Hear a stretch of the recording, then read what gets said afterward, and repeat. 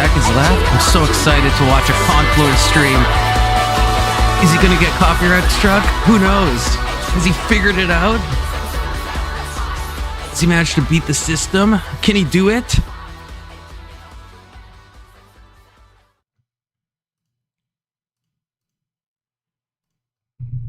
Well, the answer is a black screen. Just kidding. The answer is a resounding yes. I think I figured a way. I think I've seen through the YouTube auto detection code, compared other channels, and come up with a way that is both mostly watchable and should be fully protected. I mean, I do have a backup video if it goes bad again. And I think it's safe because it didn't get copyright struck last time. It just got interrupted, which, if I can trust Grok, is a different thing. So good to see everybody. We will be going again back through the Jubilee video, okay? Piers Morgan, the unhinged one, the one who causes chaos everywhere he goes against 20 other most insane people like Parker, who I will now pull up on the screen, and you guys can see my 5D chess way to get around this, okay? Oh, look at this. It's like all like a little psychedelic. It's got a logo in there. You know, you got like some blue gradient effects. Everything's a little wonky, and the audio is slightly higher than it should be. Okay, so like, you know, for any YouTube robot watching, you know, this is transformative. Okay, first of all, this is directly transformative because I did a bunch of transformations in Adobe Premiere. But second of all, this is transformative in the sense that I'm pausing and reacting and giving my incredibly, you know, prescient commentary. And I will be having a panel up, panel link, as always, in the description. Not the description. That's a lie. It's a pinned comment at the top. You can see it, a pinned chat for anyone who wants to join. Sadly, Topanga Weevil and Frankie will not be joining us tonight. But I assured them this will probably be more than a two-part series, so they'll at least be here next time. But so I'm going to, let people come in.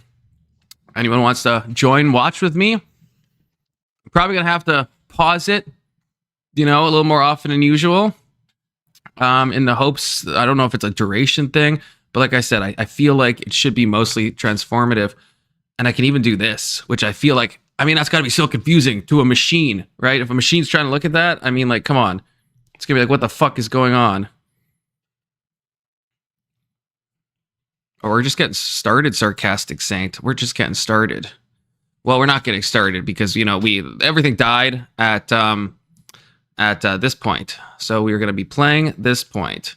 And I think I'll actually keep it in this mode for now because I feel like it's even smaller. It should be listenable, but you guys tell me. I had to pitch shift it slightly, okay? Toxic masculinity is kind of an overexpression of certain masculine traits that we... Okay, so we're going back to where they meet. Because we've seen everything up to this point. How are you? Good to see you. What's your name? Parker. Parker, I'm Piers. I've been on your show, bro. Yes, I thought I recognized you. When was that? After the Jordan Peterson Jubilee debate. Yes, that's right, you did. He has quoted us as gaytheists on Twitter. Really? Yeah. Okay. How'd you feel about that? Well, I mean, I think it was ridiculous. I'm literally straight, but... Oh, you're straight? Yeah. Okay, well... So far, I think he's handled the debate. Like, wait, which debate? Like, do you mean in Jubilee, or do you mean like his previous debate with Parker? I'm actually not sure what you mean. Yours says a lot of debates, so yeah. I can understand why you'd find that This annoying. one, I think he's I don't handled find it it well annoying. so I'm just far. saying it But I doesn't mean, make he's sense going to use up that as an against, you know, argument, people that aren't. in I general- will not call you a gaytheist. Okay, in general, the point that I would make here is that toxic masculinity is kind of an overexpression of certain masculine traits that we see in this certain context to be harmful. We're not saying all masculine traits are harmful or it's harmful to be a masculine this man. one, yeah. It's No, I certain think he's characteristics that we doing would Which well. associate with masculine trait masculinity. do you think But is I mean, I haven't harmful? pre-watched. Yeah, like for so. example, an overexpression of stoicism. And I think that a lot of red pill people... What? Wait, hold up, let me explain. And I said an overexpression How of can stoicism. stoicism ever Be overexpressed? Ever be a bad thing? Explain to me. Yeah, so again, if you were to specifically hide your feelings and put them underneath, specifically for, like, say, the death of a loved one, I don't think that would be harmful, positive specifically for you addressing your feelings in that circumstance. I think you should address those feelings, talk about them, express them to love. I can't tell if Pierce is like trying to like big man him, because like how did he forget about him? I know Pierce has like a million people on his panels, but like, you know, okay, I just realized if I tilt this way, I can kind of just like, you know, still have the video up and nothing goes black. Maybe this is like the way to react in the future. I mean, then the video's a little small. Hey, Oxycodone Cat, how's it going? Great to see you. I'm trying it again, okay? Everything might go dark at a certain point. No one panic if that happens, okay? There's contingency plans. There's contingency plans within contingency plans, okay? Everything's under control on the Confluence channel. You know, that's what I was doing right. That's what I was thinking too. I was like, wait, I don't think I did the pitch shift right. Because like Parker sounds like the same to me. The man is immune to a pitch shift. But yeah, I hope you guys can hear it the same. I think it's as comprehensible, but let me know if you can't. Loved ones and people that are comfortable. And again, he wants to join, you know, panel up. Stoic. Well, then what do you mean by stoicism? Because I'm talking about an overexpression of keeping down your emotions and not expressing them. No, that's not like what stoicism. Actively, positively addressing them. Stoicism doesn't mean you have to be an unemotional, Spock from Star Trek. That's not what it means at all. Stoicism means that when you're dealt a tough blow in life, you're able to reach the painting inside thing yourself tonight? and deal Oh with no, it I didn't even in know a about strong that. manner, I knew it was right? coming Which up, is a good but thing. I always quote to my kids. They can all tell you the speech. Emmett mad at me though. Anyway, There's a scene in my favorite films were the Rocky movies. The first four were great. The fifth one was a turkey. The sixth one came back called Rocky Balboa. And in it, Rocky's son's in his 20s. He's a spoiled Why is it brat. frozen? He hates being Wait, that's Rocky's not good. son. He's whining about everything. He's kind of pretty woke, weak, whiny, moaning about his lot in life. Telling woe Maybe it is me freezes all if I the don't have time. it active. So Rocky Okay, eventually we're back, has we're it out back. with his son in the street. And he says, look, life is tough. It will beat you down and it will keep you down if you let it. If you want to win at life, you've got to learn it's not about how hard you can hit. It's about how hard you can get hit, get back up, and keep moving forward. No, that's how winning is done. No one's arguing against that in Right, general. so that's right? stoic, but that is we're stoic. saying see, so this is something I disagreed with the chat on now, or last night. I disagreed with them on. I don't know anyone's thoughts now, but I think to Steelman Parker over stoicism would be, I think, what Parker is talking about. I think we've met people that are overly stoic, that are like not in touch with their own emotions enough, or not able to like properly express emotions when they need to be expressed. But then I think it was Big Soda that said, well, he would just classify that as like a different type. He wouldn't say it's too much stoicism. He'd say it's just something different than stoicism. And yeah, I know, I want to get along. But that's the problem. Is like, apparently I'm not supposed to get along with certain people. So I wish everyone could just get along. That would be my goal. But yeah, I don't know what anyone thinks on that, because like I actually think I agree with what Parker's saying. I think there's a degree of like stoicism that is too much. Right, Oxycat? That's what I think. Like, there's an amount where it's like, I get it. Like, you want to be like in control of your emotions. You don't want to be like losing your mind, and you want to be like you want to be capable, right? But like, I don't know. I see a lot of people that talk about stoicism and they seem so like emotionally deadened, and then I think it stops them from empathizing, and it stops them from like really feeling their emotions. And I think even from what they would say, a lot of times they don't want to feel any emotion. I don't know if that's healthy. I don't think that's like a full-bodied human experience. Maybe that's just me though. I don't see the need to show emotion in the argument. Well, I guess what I mean, I'm not sure what you mean exactly with the in the argument part. I would say my argument is the need to show emotion. It's like there's times where you want to show emotion, right? Like, especially taken broadly, right? There's times where it's like acceptable to like, to experience emotions. I mean, I don't know how else to put it, right? I'm not saying like go around life like weeping or anything, but like there's times where it's like, where it's like a friend is suffering and you want to console that friend. And if you're just like, you know what, brother, you got to toughen up. It's like, that's not, I don't know if that's like helping everybody. You know what I mean? I guess I would say that's the need. It's like people bond in like certain emotional ways, right? And I think this is why sometimes males have problems forming close friendships sometimes, because I think they have this idea that like you can't ever like experience an emotion. And I think the other problem I think is like a lot of people that are like, I immediately switch to want. Well, okay, yeah, if you mean like need, well, okay, yeah, sure. Like, okay, if I'm taking your need, which you did put in quotes, if I'm taking that literally, yeah, you don't need, you can get through life without ever showing any emotion. I think your outcomes are probably better, and I think you're more like healthy if you do show emotions at certain points. You know what I mean? The other problem is like I think the red pill is convinced everyone that emotion just means like crying, and emotion is like, there's a lot of emotions besides like just like displaying sadness, And I think the stoic mind can be a little too, like, sometimes is a bit overrated. There's elements that I think are good. Oh, good to see you, Thumping. Good to see you. But yeah, I don't know if that clarifies things. I don't know if you still disagree. But yeah, it's like you don't absolutely fundamentally need it. I just think it's like probably a good thing to do. The same way I'd say anything. It's like it's good to do introspection. You don't need to do it. You can survive without introspecting. So it's like in that sense, you don't need it. But it's something that I think to live a healthy human life, you probably should do. Yeah, the red pill's a little sus sometimes. That is stoicism. So, but you're misunderstanding my argument. I'm saying an overexpression of watering down and not addressing your emotions. I think we both agree that would be a bad expression of your emotions. And oftentimes men view it that way because they say if you address your emotions to any degree, there's going to be, don't be a man, don't cry, be a man. So that's an idea of an overexpression of masculinity in that sense that becomes toxic. So you say does that make sense? Yeah, it does. And so you so say that you agree toxic masculinity makes sense. No. I don't know if I refuted myself. So you would find it objectionable to did. use the phrase "man up," for example. In the context in which like someone is having a positive address of their like particular emotions, and in typical, I wouldn't use into like that type of phrase. You'd say maybe you should address your emotions in a more positive way. Maybe you should go to therapy. A lot of people should do that. Like men should go to therapy. It's an important thing that they should do. Maybe and that would be positive for their life. I've never been to therapy in my life. You should. And I don't cry all the time. I think the last time I cried was about 12 years ago when my grandmother died. I just think this is overdone. We just moved from an incredibly stoic generation, say the World War II generation, who were literally sacrificing their lives for their country, but weren't crying all the time.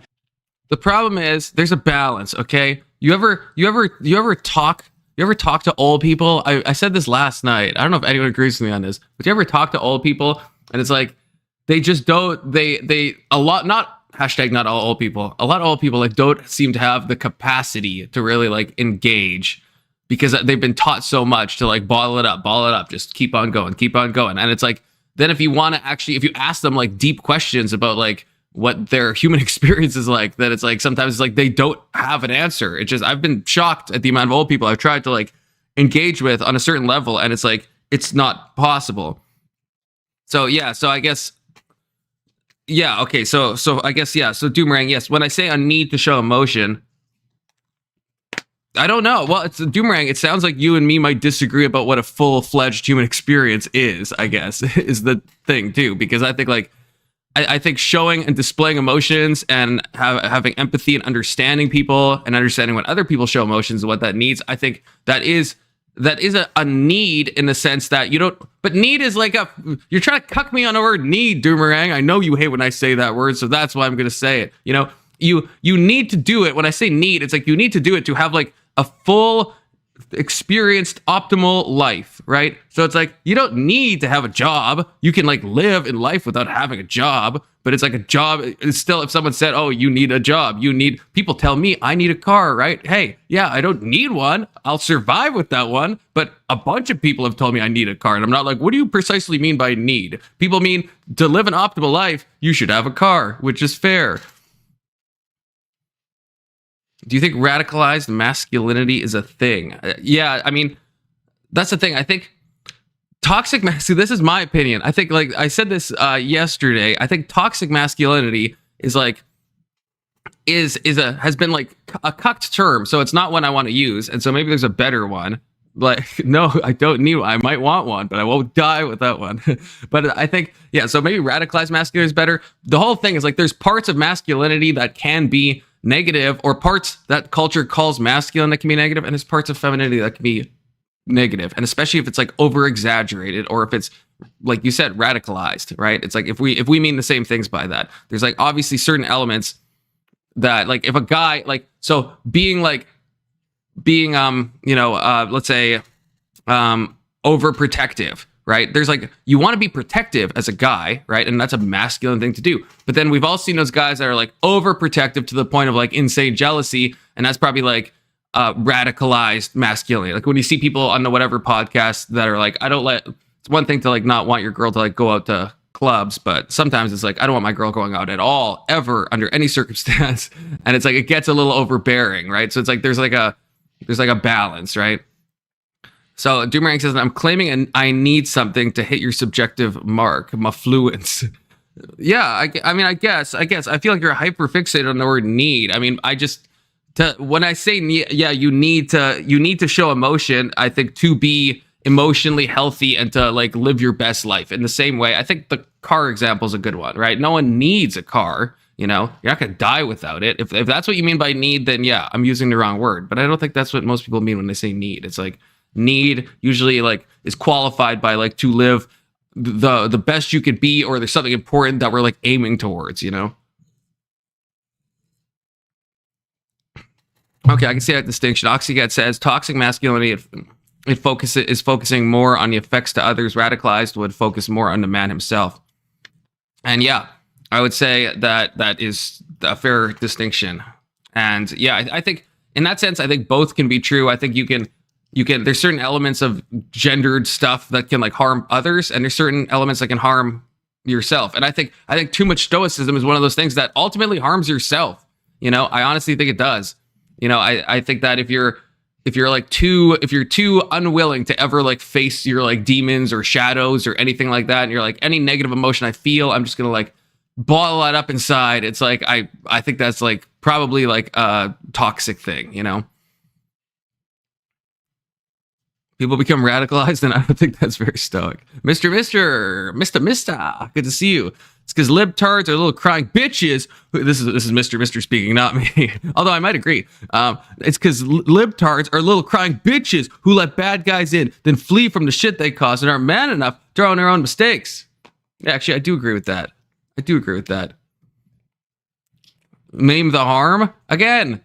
I think I did. You will fail if you can't process your own emotions and like fight your own demons and like look at like the shadow, as Jung would say. You know, it's like, first of all, you're not like actually, and then, you know, really engaging with life, I think, in a proper dimension. I don't know if you're religious or not, so that argument might not hold weight. But I don't think you're knowing the first thing. Right, the first maxim when the Greeks would walk into the Temple of Delphi, right? They'd see know thyself. And that includes emotions. You got to know yourself emotionally. You gotta like go into those like uncomfortable areas.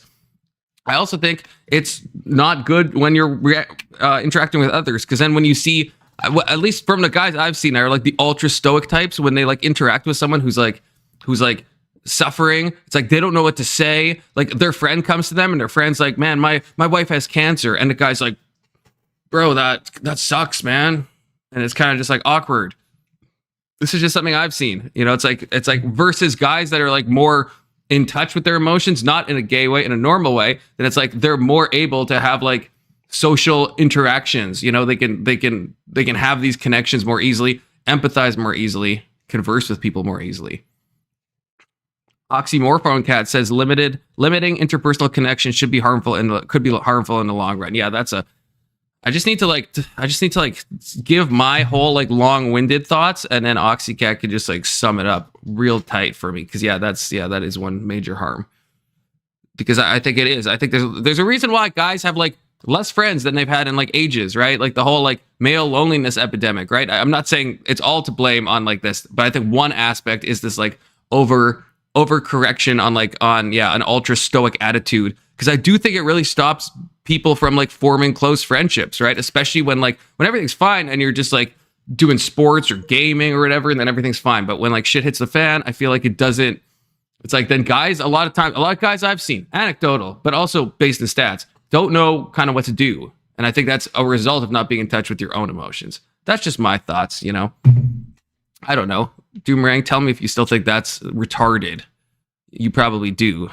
But feel free to say it. Now, wait, why just are you so I know for sure. Crying all the time or being weak? You're the one who mentioned crying, so let me just explain. Big what I'm Soda, about. you want to hop up and watch this, brother, before Jubilee nukes us? I think I figured it out. Constantly be over emotional either. I'm not saying. I'm not saying you should suppress emotions, and if you feel emotions about something, I'm all for it. I can get emotional with the best of them, normally about my football team, but I don't spend all my time blubbing like a baby. And my argument with well, hang on, I'm going to finish my point.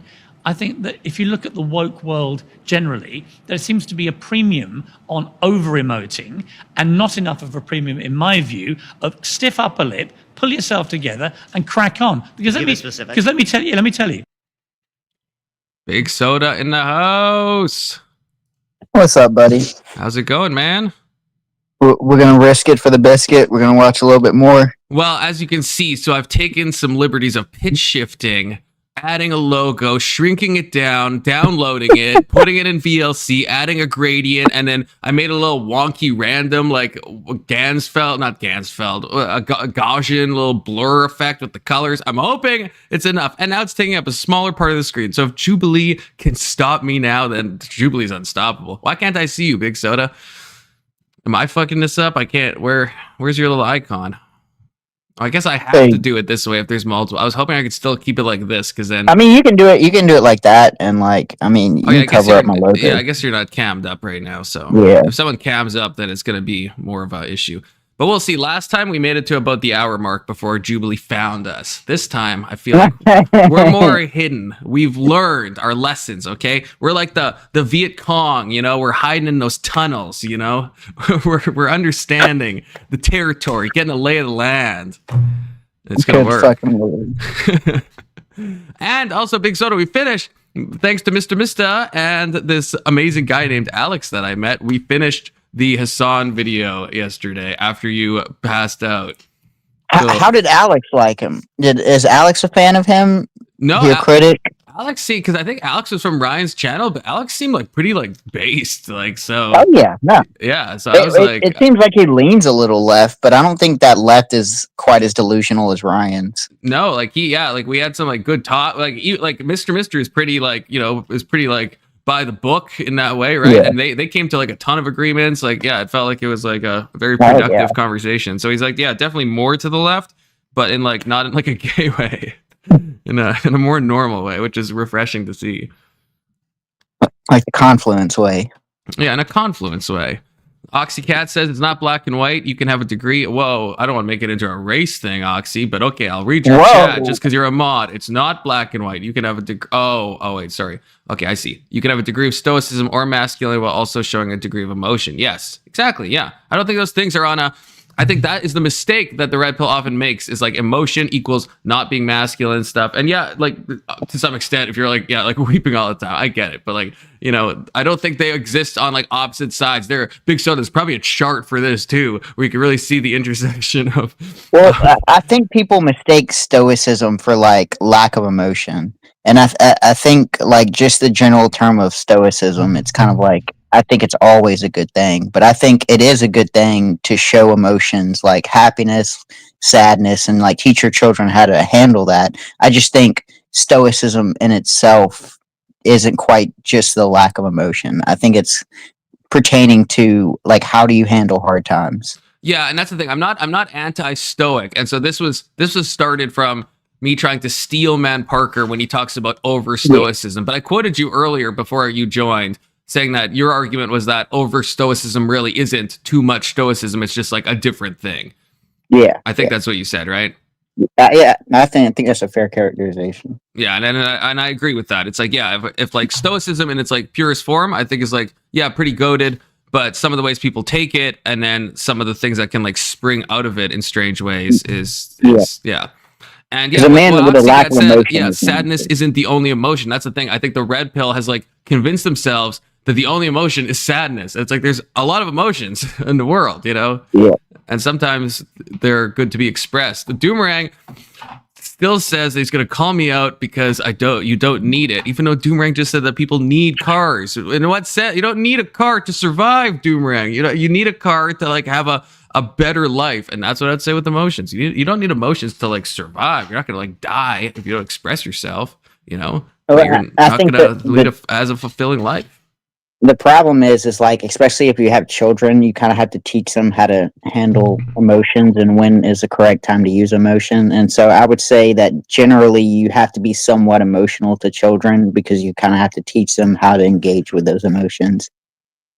Yeah, exactly. It's like, and that's a good argument, and that's probably a better argument than one I was making, which was about like if you don't know how to deal with your own emotions or express your own emotions in a positive way and actually like understand them, then it's like if you're trying to comfort a friend or a lover, it's like it's probably not going to like go too well because you'll just be like, Yeah. why is this girl crying? What do I do? I don't know what to do. Like, and we see that with some guys, right? Where it's like, and I gave the example of when dudes will like, everything's fine, but if a dude's like, yeah, my wife has cancer, and the other guy's just like, that sucks, and just like they don't know what to say beyond that. They have like no capacity to like engage with that. I don't think that's like super healthy.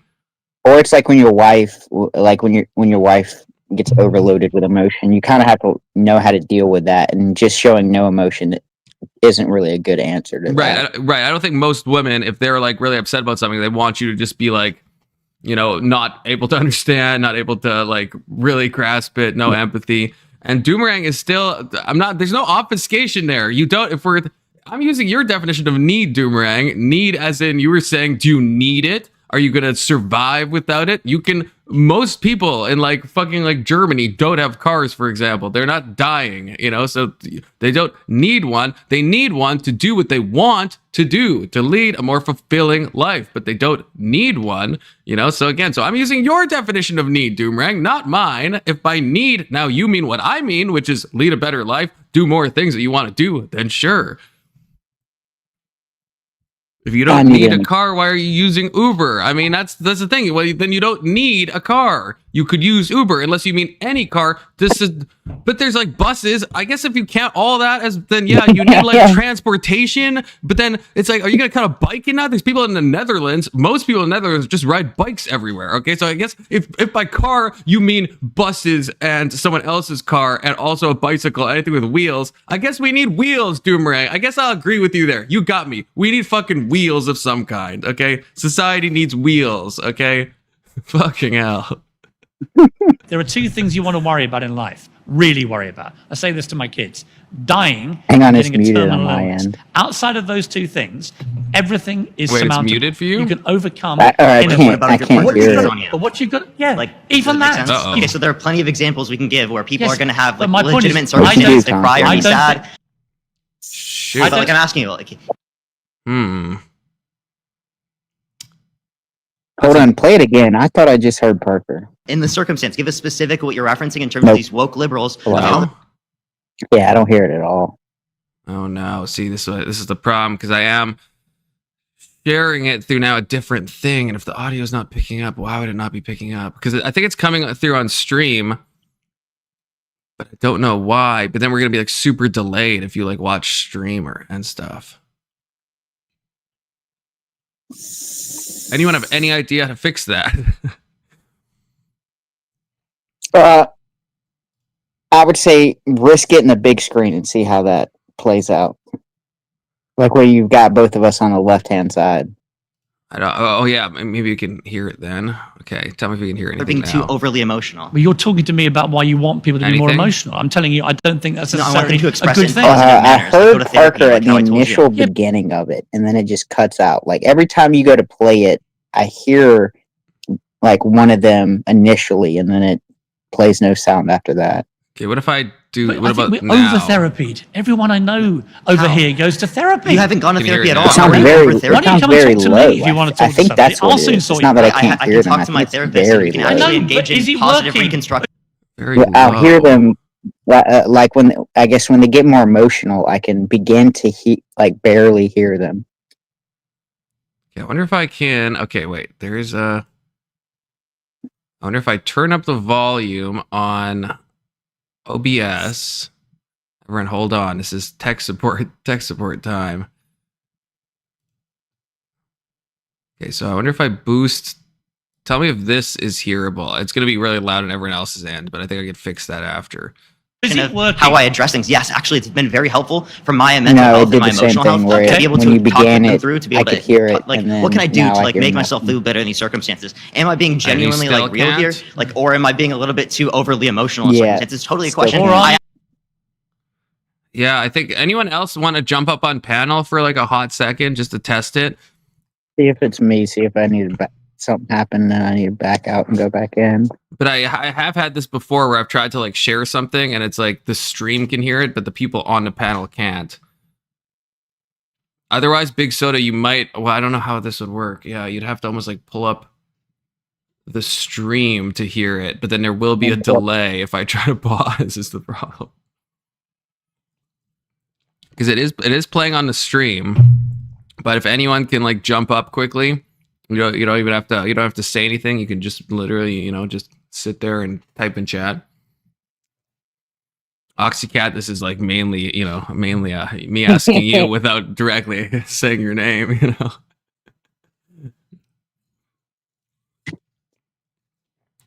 Because I am like now because how I have it going is it's coming through VLC now. I don't know why that would make you not be able to hear it, but is there any way you can load a VLC video onto a Chrome tab? Is that a thing? The problem is Mr. Oh wait, no, they're talking about something else. Never mind. Exactly, you need a card to court. Oh, there we go. Doomerang is here. Okay. Thank you, Doomerang. Okay, tell me if you can hear this. Not on my live, so make sure that is X'd off. But yeah, through StreamYards. Tell me if this is playing. Ask my therapist all the time. Yeah, so if you want to talk about being overly emotional, how to address being overly emotional, how about you just start with therapy? What's your solution? It's super quiet. So it's just okay, so it's playing, but it's quiet. Yeah. Okay, what's the if you guys click on it, I guess you guys can't like turn up the volume on it for yourselves, can you? That's probably not a thing, right? What's these adjuster things to the right of the corner box? Okay, go down to the left hand side. You've got your play, you've got your looks like rewind, stop, fast forward. You've got the corner boxes, and then go to the next thing over. Yeah, what does that do? Nope, you passed it. Nope, go one more. Yep, what does that do? Extended settings. God, I don't know.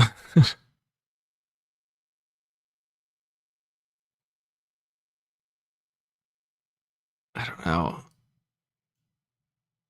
Well, how quiet is it for you, Doomerang? Like, are we talking like impossible to hear?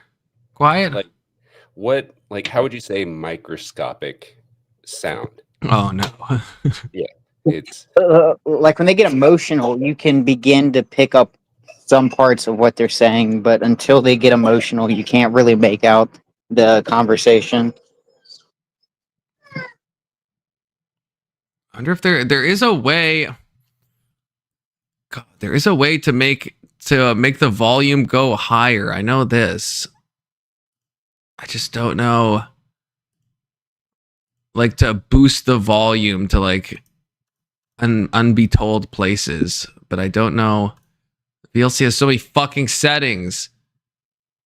Okay, you know what might be an easier at least try. I don't know if this is gonna work. But because maybe it's a VLC problem. So maybe if I try to load the video in something else. First of all, I'm just going to see if can you load an MP4 in Chrome? Because then that would like definitely work. We'll find out in a second. Am I carrying? Oh wait, I think. Stop talking, Okay, wait, I think you low-key can. Biggest advantage is I'm annoying. Have you been on your own show? You interrupted me the whole do time. Now you're just getting the same thing. So me telling you that Did you like download the MP4?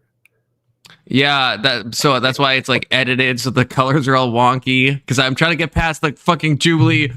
Because the last time they nuked the whole stream. So I download the MP4 and then I edit it in Premiere, and then so I'm trying to play the MP4 is the problem. But it's letting me load it in a web browser. So that's like, so I think this could work. So I'm gonna try to re-add it back.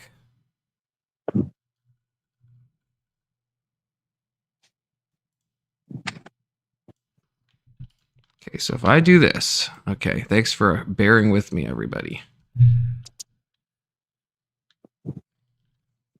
Am I carrying?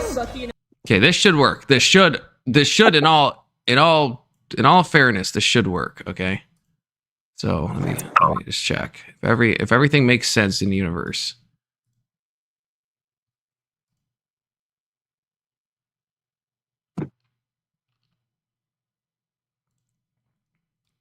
Okay, so Add this to the stage. Okay. Moment of truth. Can you guys hear this? The Wokies are around me. Oh yeah. Oh yeah.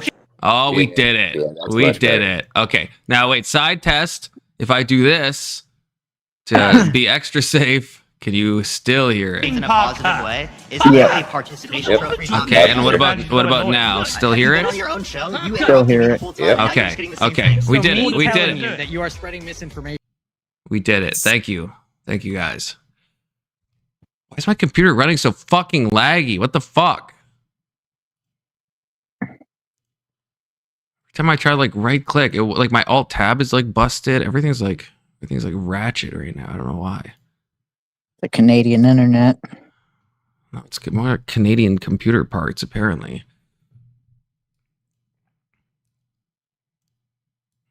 Oh, that makes it small if I do that. Okay. Yeah. Yes, I like that. It's so small. Okay, so I do this. Okay. Now the next problem is finding the spot again. Everyone we don't agree Does anyone remember with is the a last fascist and a thing Nazi. Parker Led by said? Donald That's Trump. an insane. Was joke. Parker But still let me up? tell you, you're He was, million right? voter- My next round. Or is Parker voted off? Where did we leave? I can't. Anyone know? I think when I first hopped on, Parker was still on. Last thing I remember, Parker was talking about buying a car. Now, did he want one or did he like need one or like what's good? Everybody needs one. Everyone needs wheels. I agree, Reinforce. Doomerang. This comes Every back to society masculinity. needs wheels. With men.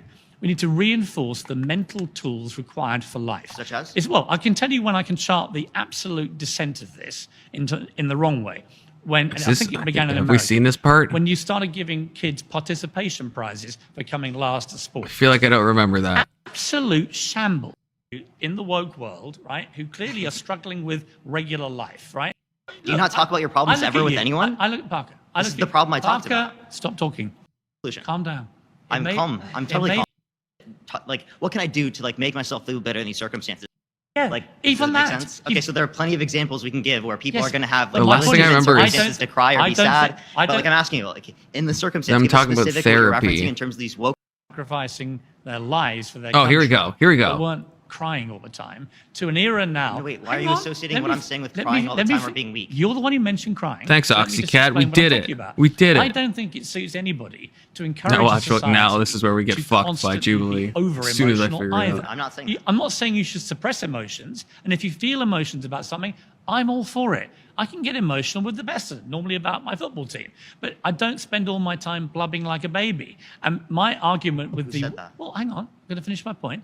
I think that if you look at the woke world generally, there seems to be a premium on over-emoting and not enough of a premium, in my view, of stiff upper lip, pull yourself together and crack on. Because Give it specific. because let me tell you, there are two things you want to worry about in life, really worry about. I say this to my kids, dying and getting a terminal illness. Outside of those two things, everything is surmountable. You can overcome. It's a little anything. What about if your reductive. partner What you've cheats got, on you? but what you've got, yeah, Like, even does it make that. sense? Okay, so there are plenty of examples we can give where people Yes, are going to have but like my point legitimate is- I don't know. Crippling. circumstances I would to cry add or be crippling sad. debt I to But like I'm that. asking you, like in the circumstance, give a specific Yeah. what you're referencing in terms of these woke liberals of how they're being too overly emotional. Well, you're Drug talking to me addiction. about why you want people to be more There's pro- emotional. we could I'm probably telling think of you, a I lot don't of think things that's that the you, right like, thing to really express wanna things. avoid. Positive manners, like go to therapy. Like I told you. OnlyFans. Yeah, but I think OnlyFans, over yeah, therapy. there we go. Everyone I know Sex work in over here general. goes to therapy. You haven't gone to therapy at all. How are you over therapy? Why don't you come and talk to me? if A you wanna liberal talk to arts somebody? degree? I'll soon sort you out. Wait, I can talk to my therapist. Getting and actually denied teach an me art positive degree. reconstruction Is it of work? how I Definitely address that things. one. Yes, actually, it's been very helpful for my mental health and my emotional health to Okay. be able to talk them through, to be able to like, what can I do to like make myself feel better in these circumstances? Am I being genuinely like real here, like, or am I being a little bit too overly emotional in circumstances? It's totally a question Or are I you- ask my therapist all the time. Yeah, So but- if you want to talk about Wait, being overly okay, emotional, how to okay. address being Okay. being It may overly be- emotional, Okay, how would you I just got start it, with you know. therapy? What's your solution? Parker. What's I your got solution? it. He talks to his therapist a whole lot. Yeah, that's what I was gonna point. Oh my god! Oh my god! How'd I shut? My mouse has disappeared. What is happening? What is happening on my computer? I can't see my own mouse cursor. Holy shit! One of them Canadian viruses. Oh my god! How am I supposed to click anything? I literally. Oh my god, everything is scuffed. Everything is absolutely scuffed, you guys. Don't panic. Jubilee- Just alt tab your way around. I You'll be fine. can't. The alt tab's the first thing that went. Oh, the first thing. Alt tab stopped working like I don't know, like 10 minutes ago. I don't know why. And now my mouse is fucking gone. My like mouse cursor, like so I can't see it. Is this a Jubilee's problem that can taking be you down solved from the inside. by replugging and plugging back in? We'll find out. I don't know. Try it and then find out. No, apparently not. Oh, that's great. Okay, so I can't alt tab. Oh, that's like impossible. Oh my god, this is like so scuffed. It's absolutely so scuffed. So if I can't alt tab, how am I supposed to like? It's gonna be so slow to like navigate to everything. Oh, at least I'm back. Oh my god. Jubilee's taking you down from the inside. Like my Windows key just doesn't work. Like I hit the Windows key, it doesn't work. Like what is happening? Yeah, Jubilee's like fucking hacked my shit. What the fuck? They tried reasoning with you, man. Like we gave you the warning. You want to fuck with us? Oh my god. Okay, well, you know, it's gonna be a little slow, maybe, but maybe I'll learn by like sense of feel, even though I don't have a mouse cursor right now. Fuck me. But okay, yeah, that all I wanted to pause to say was to highlight what Toomerang pointed out of it. It's like I'm not anti-therapy. Oh my god, now all my alt tabs came in at once. Okay, everything's like super delayed. That's cool. That's great. It's just alt tab, alt tab, alt tab. Everything's lagging like a mental amount. But okay, you know what? I'm just gonna maybe it's some program. But yeah, while I exit all this nonsense that could be, you know, slowing stuff down. Yeah. All I wanted to point out was, yes, that I'm not anti-therapy. I think therapy can be helpful, you know, but it sounds like Parker sees his therapist a lot, like a bad amount of times. Like he's like, I talk to my therapist about that all the time. It's like, how often? How often? Like, is this like a nightly call to your therapist? Over there. Another thing people don't want to like kind of bring up is there such thing as a bad therapist, and what percentage of therapists are bad therapists, and how badly corrupted is that field with bad therapy? So And it's like, corrupted. I don't think people would give you even an estimate. I think they would say therapy always good. Yeah, and that's the problem. And this is something me and Grid I think could both agree on, because me and Grid, fun fact, we have the same liberal arts degree, and that is in psychology. And it's like, so I know from taking that schooling that it's fucking nonsense. 90% of it is nonsense. And so, yeah, all of like counseling, psych, all of that stuff. It's just all, not all of it, but like a lot of it. And so to be a good therapist, it has to be someone that has like, because you have to be licensed, right? To be like an actual like licensed counselor, you have to go through schooling. To be a psychologist, you have to go through schooling. So it has to be someone that either went to like a private school where they weren't like fed a bunch of like secular bullshit, or it has to be someone who went through the secular bullshit but still is like smart enough to like implement their own like strategies and actually like talking to someone in like in a way that's going to be helpful. And I don't think it's like, I don't know.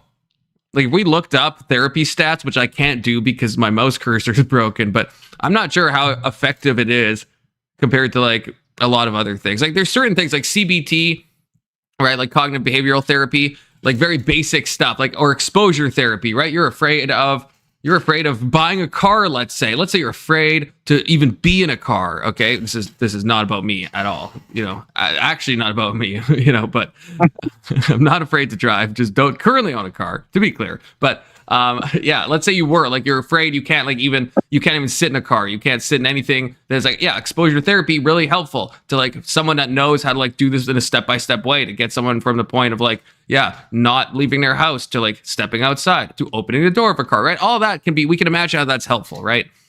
Yeah. And certain aspects of like behavioralism, right? That's like, that works, right? Where it's like you're like if we think of like Pavlovian conditioning and all that stuff, operant conditioning, like, so there's parts that work, but as soon as you get into like talk therapy, it's a shit show. It's an absolute shit show. And so I mean, is it working for Parker? Is Parker a better person because of his therapy? If he is, I hate to see him without the fucking therapy. Like, holy shit.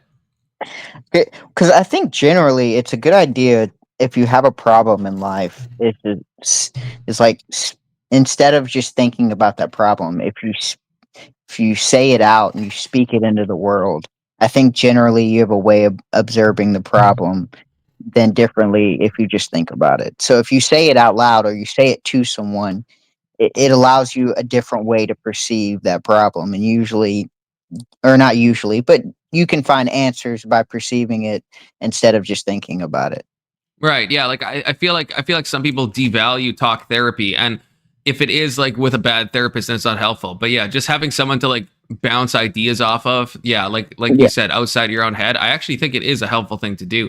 I don't know if I would suggest, talking to a therapist as much as Parker's talking to one, but Oh no.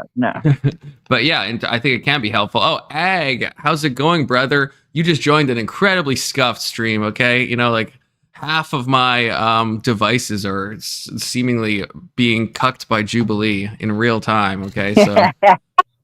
So it's a bit of a problem. Do you have a plan for this? Like, do you have a mouse anywhere? A backup? I think it's a computer issue. It's not.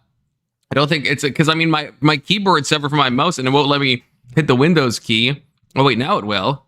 Oh, okay, now I can wait. Now it's letting me alt tab. Okay.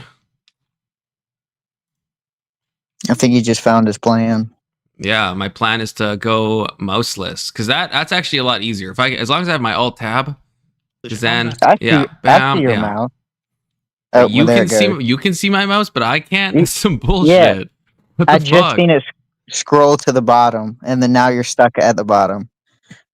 But I seen it right below the little weird confluence flower. Do you just see what it's activating, or do you actually like see it, like see the cursor moving? I seen the cursor move downwards on the screen, like from where the flower is to below the bottom black. What the hell? Okay, I've never seen this in my life where the mouse is still like functioning, but the cursor isn't showing up. Because I can like click on things with the mouse, but I just can't visually see where the mouse is, which is like I don't even know what that problem would be causing. If I see it again, I'll screenshot it. Wait, Ag is saying you can't see is the panel not showing up? I don't want to alt for everything. It's just you, Piers, and Parker right now. Oh, that's what he means. Yeah. That is a well, no one else is cammed up, so we're doing like a sensitivity mode to make Jubilee as small as possible to not get. Because if I go to the other mode, which I mean, it's gonna take me a little while with my mouse. There we go. See, now it's like bigger, and so I'm a little, I don't know. He doesn't want to upset the Jubilee guy. Yeah, but it is Big Soda and Doomerang on panel. If someone panels up that has a cam on, then I'll just risk it for the biscuit. But otherwise, we're going to be doing this. Okay, I think we fixed it. If I have Alt Tab, I'm good to go. I could just use a fucking keyboard for most things, some things, half the things. Okay, scuffed stream. Scuffed. I'm calm. I'm totally calm. Wait, do you think me talking fast is not being like calm? You don't want me to get a word in, right? And I wanted to finish my statement. Right, I just think people go to therapy too much. Sorry, I do. You may not like to hear it, because I That's what we just just think said. going and talking to some stranger about all your problems all the time, get a grip. It's not all the time. Get It's a every grip. once in a while you go and talk Life- about your problems listen, specifically so you can address them. Well, Do you look, not talk about your problems I look ever at with you. anyone? I look at Parker. This is the problem I talked Parker, about. Stop talking. I look at you and I see somebody who's confident. You're a good talker. You're obviously intelligent. You've obviously got a lot going for you. Parker, Stop spending all this obviously money going to see some intelligent? stranger Crazy. to go over Crazy. everything in It's not that much agonizing money detail. to be able to go every once in a while to go see a therapist for I me wouldn't bother. specifically in my life. I've never been to one in my life. It's not much money for you. You could easily go with the money that I you don't make want to and go go. talk to a therapist. I've no need to go I to a understand you don't therapist. want to. Everyone says that specifically before I going would into it. I rather. said the same I thing. would But I'm rather. telling you, you can actually address Here's your what I'd emotions rather- in a positive way. Parker, And also, Parker, here's what I'd rather do. I would rather. This is black pilling. This is the problem, because it's like someone like Parker is like advocating for therapy, but if I had to choose between having like the emotions and the intellect of Piers Morgan or Parker, I would pick Piers Morgan. So then it's like, I agree with that. so it's like a lot of times the people who are the biggest, like, oh, therapy fixed everything. You look at their lives and it's like Man, I don't know. But again, maybe who knows what Parker would be like without the therapy. I mean, maybe that is the real answer. Maybe he'd be like so much worse. It's hard to say. Well, take away their lives and just look at the temperament of this conversation. Like, who looks like they need therapy more? Right. Yeah. Like even just if you just saw this, you knew nothing else about them. It's like, yeah, it's like Parker is the one who's obviously has less, More spasmodic, more. Yeah. I don't want to say aggressive because I don't think he's being aggressive yet, but he's trying to be confrontational, and Pierce is trying to treat it like a conversation. To me, Pierce seems more laid back. It sounds like a lot of cope for someone needing like someone else to tell them like what to do, like give them guidance and stuff. That's like, a good point. Yeah.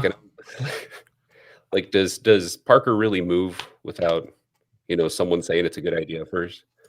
And I think a bigger problem too, and this is something I didn't realize until I was taking psychology and I realized everything is so stupid, is that in what they teach you and what you basically have to do is like it has to be all like client directed. Like that's been the movement for like a few decades now. So it's like if a client comes in and says like, this is what I think is healthy, I want to like better live in a polyamorous relationship where like my wife gets fucked by like 5 black guys, the therapist, they can't push back and be like, is that healthy? They have to basically be like, oh, that's what you want? Okay, well, let's work on how we achieve that, right? They're not allowed to implement anything about what they think could possibly be like beneficial, or they're taught not to. So like good therapists will kind of ask leading questions and try to like lead you in a good direction. But a lot of times if you go into a therapy session, like someone like Parker, I think that's why he's probably not going to see any real benefit from our point of view, because he's going in and the therapist is just listening to what you want to solve in your own life. But Parker is not probably picking good goals to solve. He's not probably,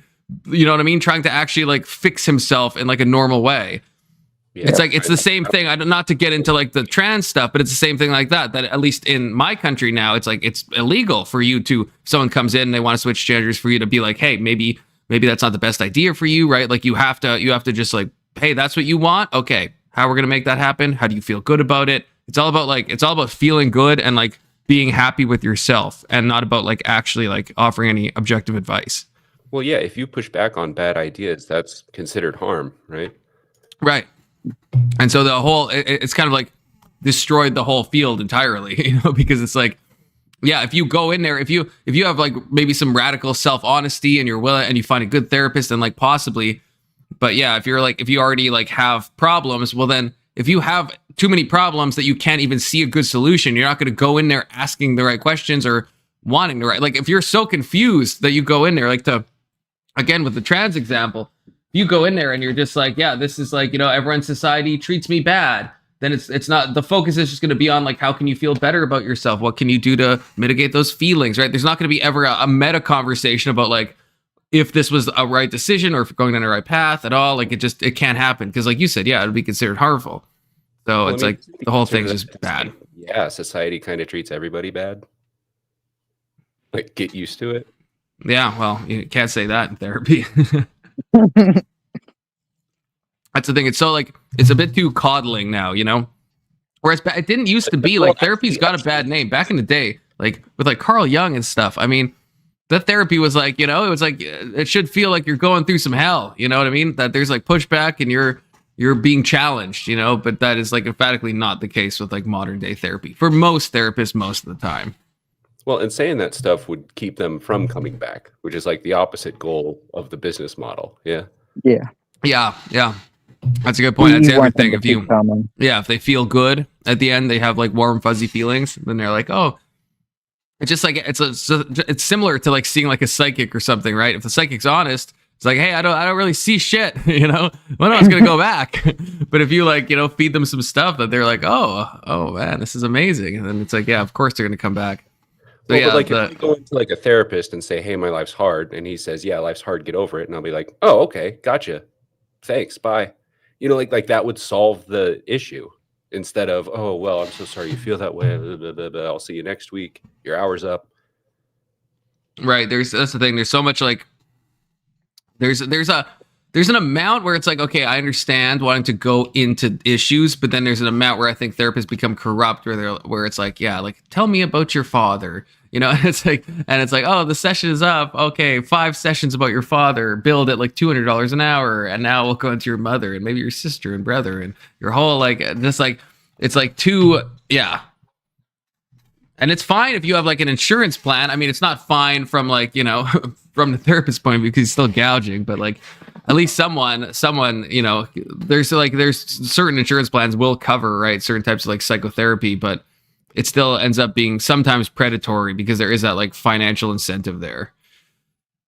And I don't know how to really get away from that because that's something that will always probably be present, right? Like if you make someone, you know what I mean? Unless therapy is like, it's like a doctor prescribed thing, then it's like if you're choosing to go, then in the therapist's mind, it will always be like, hey, if I like fix their problems, then maybe they will come back to me, you know?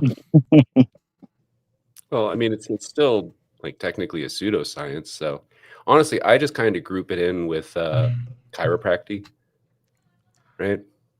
Kind of. It's like the thing is, It's a feel good. I don't know if I would say it's I don't know if I can see your point. I guess I don't know if I would say it's just not a science at all. I don't know if like, especially like talk therapy, I don't know if it really bills itself as a science to begin with, you know, whereas like chiropractic bills itself as like, this is like scientific, or like acupuncture, right? It's like they're billing it as if you're having like it's harder when you get to like psychological stuff, right? Because it's like, it's just almost impossible to quantify. Feel. Right, but like something that's based on feel could still be helpful. You know what I mean? Or maybe to say more precisely, let's say there was a really good therapist that you go to and they actually like help you sort out some issue. Like Big Soda was saying earlier, like sometimes it's helpful to like say stuff out loud and have a sounding board, have someone ask like good probing questions, and it helps you. Just the fact that you're saying it to another person and you can trust them because they're bound by law to not like expose it and stuff, right? So it's like that could be helpful, and it is subjective, it is vibes based, but I wouldn't say that makes it like fake, you know what I mean? Or couldn't you say it's kind of like how chiropractic is? If you think it's helping, then you're tricking yourself into it helping you. The same thing with going to see a therapist. If you think it's working, you're kind of tricking yourself that it is working because you're gaining a different mentality because you're like, I'm going to therapy, so this is working. Yeah. Manifest it. Yeah, I think that's a big problem. And that's where I guess the pseudo part comes into play, because you can argue that it is helping, but it's not the actual science itself. It's more so the mentality you get from embracing that type of science. I guess my only pushback is like, and why I'm saying I just don't think it's even a science. It's like, I don't think I would say like, let's say some girl goes to like a yoga class. I wouldn't say that's a pseudoscience. Maybe the only reason she likes it is she's like, hey, I'm like stretching more, and I think that's like a healthy thing to do. I don't think it's bad. It's not claiming to be a science. It's just like an activity that she's getting subjectively. She feels like she's getting something out of it. Maybe it's the mere fact that she could be like, I go to yoga and that makes me like more healthy and in tune and stuff. I don't think that means it's a pseudoscience. It's a activity she's engaging in and she finds benefit out of. And I kind of see therapy in like a similar way, you know? That's fair. But then, of course, some people do go further, right? And like, well, you know, the therapists run the gamut is the problem, right? Like, it's such a massive field. I mean, even like to narrow it down to talk therapy, that's one type of therapy. Like cognitive behavioral therapy is an entirely different animal, and that one does claim to have more like results based and measures things more on a scientific basis. And you can kind of see that with the example I gave with like exposure therapy, right? If you have someone who can't leave their home because they have like agoraphobia, like a fear of like public spaces and stuff, and then that therapy makes them like 30% of people that do exposure therapy end up being able to leave their home if they're agoraphobic, then you can at least try to quantify that scientifically. You could try to get results.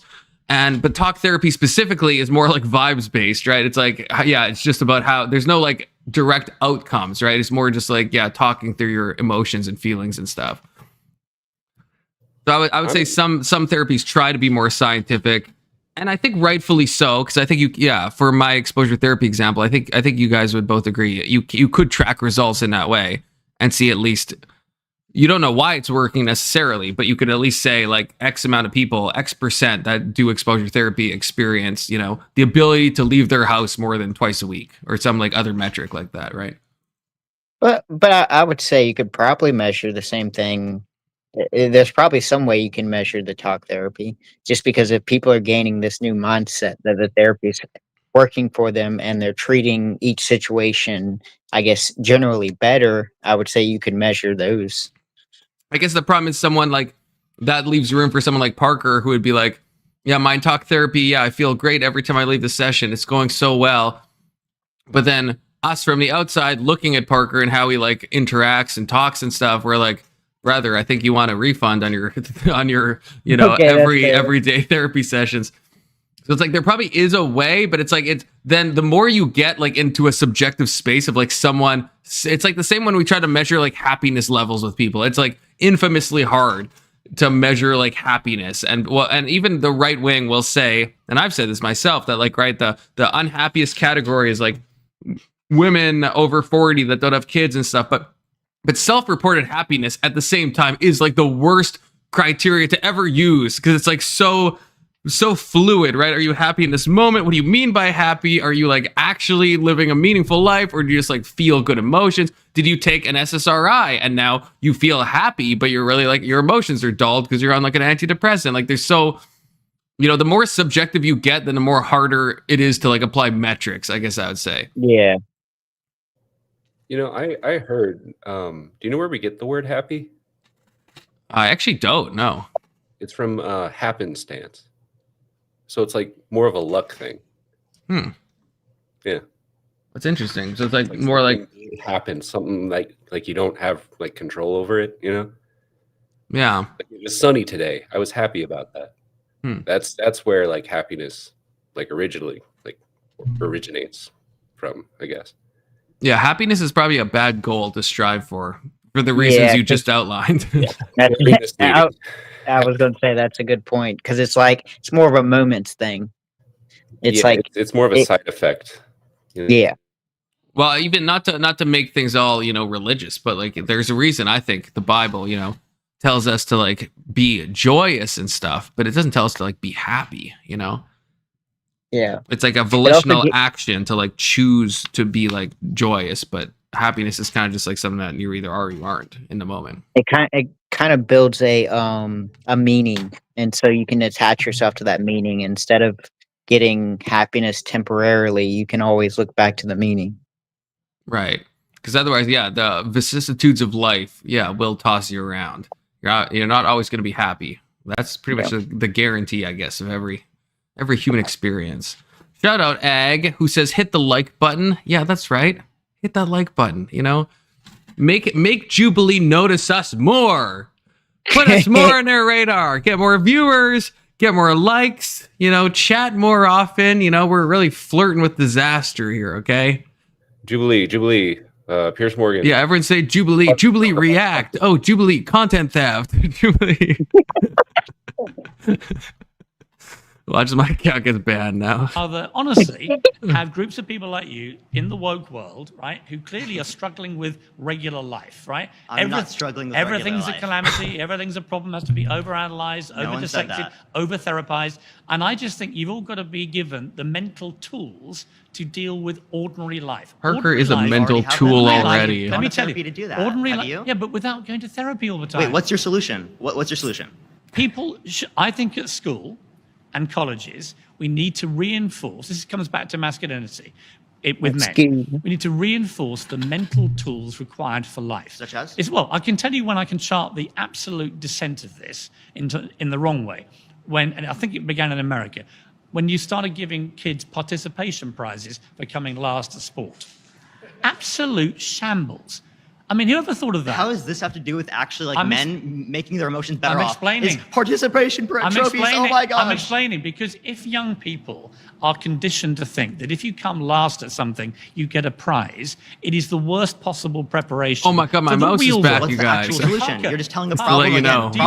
my mouse is for sure. If I could finish my sentence. Start with the The solution. solution is you just stop talking for a moment, right? How about you actually provide a solution? All you've My done mouse is got a bring up participation problem. trophy. I'm just you giving know? you a solution. I want That's more. not a solution. That's Right, a Yes, problem. you stop Quiet, but need the participation money. prizes. You condition kids to deal with the real world when they become adults. Your fix Otherwise, for when they men get not having the ability to stop dress their emotions talking, in a Parker. positive way is Parker! literally a God, participation no wonder trophy for not Jordan being Peter's there. advantage is so annoying. Look, Have you been on your own show? Parker. You interrupted me the whole time, and now you're just getting the same thing. Well, because you You're never just stop talking. Don't, You're don't like be a mad. robot. Don't be mad. Parker. Are you mad? No, I'm trying to There's a finish reason my why sentence. Pierce okay. is in. Parker. He's in the chair that never Come on, moves. calm down. You're shaking. I'm totally Yeah, calm. Parker. I'm not shaking at all. Parker, you're shaking.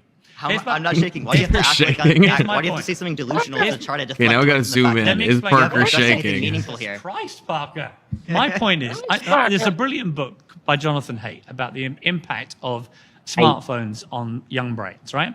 And You it know goes what? I back think to I'm gonna 2010. chance it. Smartphones I think I'm gonna chance it in this big mode. Okay, I'm feeling edgy now. I think we can do it. Okay, I don't want to fly. I don't want to pull an Icarus and get too close to the sun. But became smart. In other words, you could think access we can do absolutely it. everything. And I look at what happens on my feed each day, and I'm horrified about what may happen to younger, more impressionable brains, right? And so young people's brains have got scrambled. So since 2010, there's a direct correlation of young people who get ever more anxious, ever more depressed, in some cases, tragically, ever more suicidal. And it's been driven by this constant negative dopamine. So partly, I understand why what I call the weak, whiny, woke wastrels are like they are, because they're constantly getting overloaded with negative dopamine, which is making them think the whole world's about to end. In fact, as Steven Pinker has explained in great detail, statistically, this has never been a better time to be alive. There are fewer wars than in recorded history. People are living longer and healthier than in recorded history. There's less child poverty than in recorded history. Here's just fucking Water up is these cleaner psychology than in recorded names. history, etc., etc., etc. Who is what? Problem is Hey, did he say Binkerton or Pinkerton? no, I think he said Steven Pinker. Oh, okay. Yeah. I heard a B. I have it like cut off, unfortunately, in my Jubilee, avoidance strategy. So unfortunately, we can't read that fact check right there. I was thinking the same thing. I was like puzzling that over. Negative dopamine, is that real?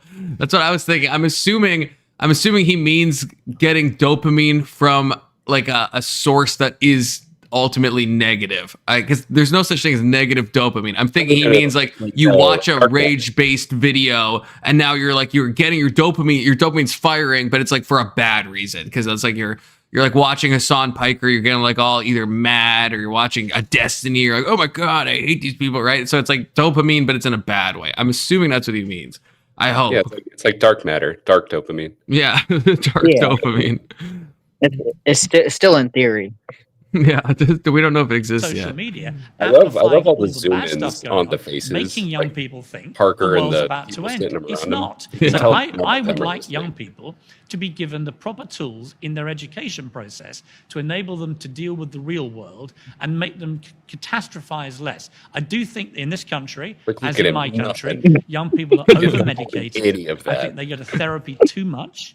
I think they end up over-analyzing and over-self-obsessing. I think it can make them quite narcissistic. It's all me, and woe is me, woe is me, woe is me. I think we've got to a place, oddly, in society where losing is deemed to be better than winning, where winning is something to be frowned upon. Actually better to be a good loser and get all your mates to like you, going, oh my God, I just failed my driving test for the 20th time, but I'm so proud of myself. I'm like, you're a terrible driver. Get better, right? So it's all about how you treat these things. And out of it, hopefully, I would produce a nation of people like me, Parker. I would love to be able to Perfect way to end. I don't know if I want a nation of Piers Morgans. I mean, I guess it's better than a nation of Parkers, but woke Maybe a ideology nation is of Pierce. anti-liberal It would and be all his fascistic. children. oh, it's Mason. Is that Mason? Good to I meet can't you. see. My The name's screen's too Evan. small. Oh Evan? no, Yeah. no, Nice to never meet mind. you. Never mind. My issue with this Different claim guy. is I I think that find his name was associating Devin. wokeism with fascism to be quite ironic.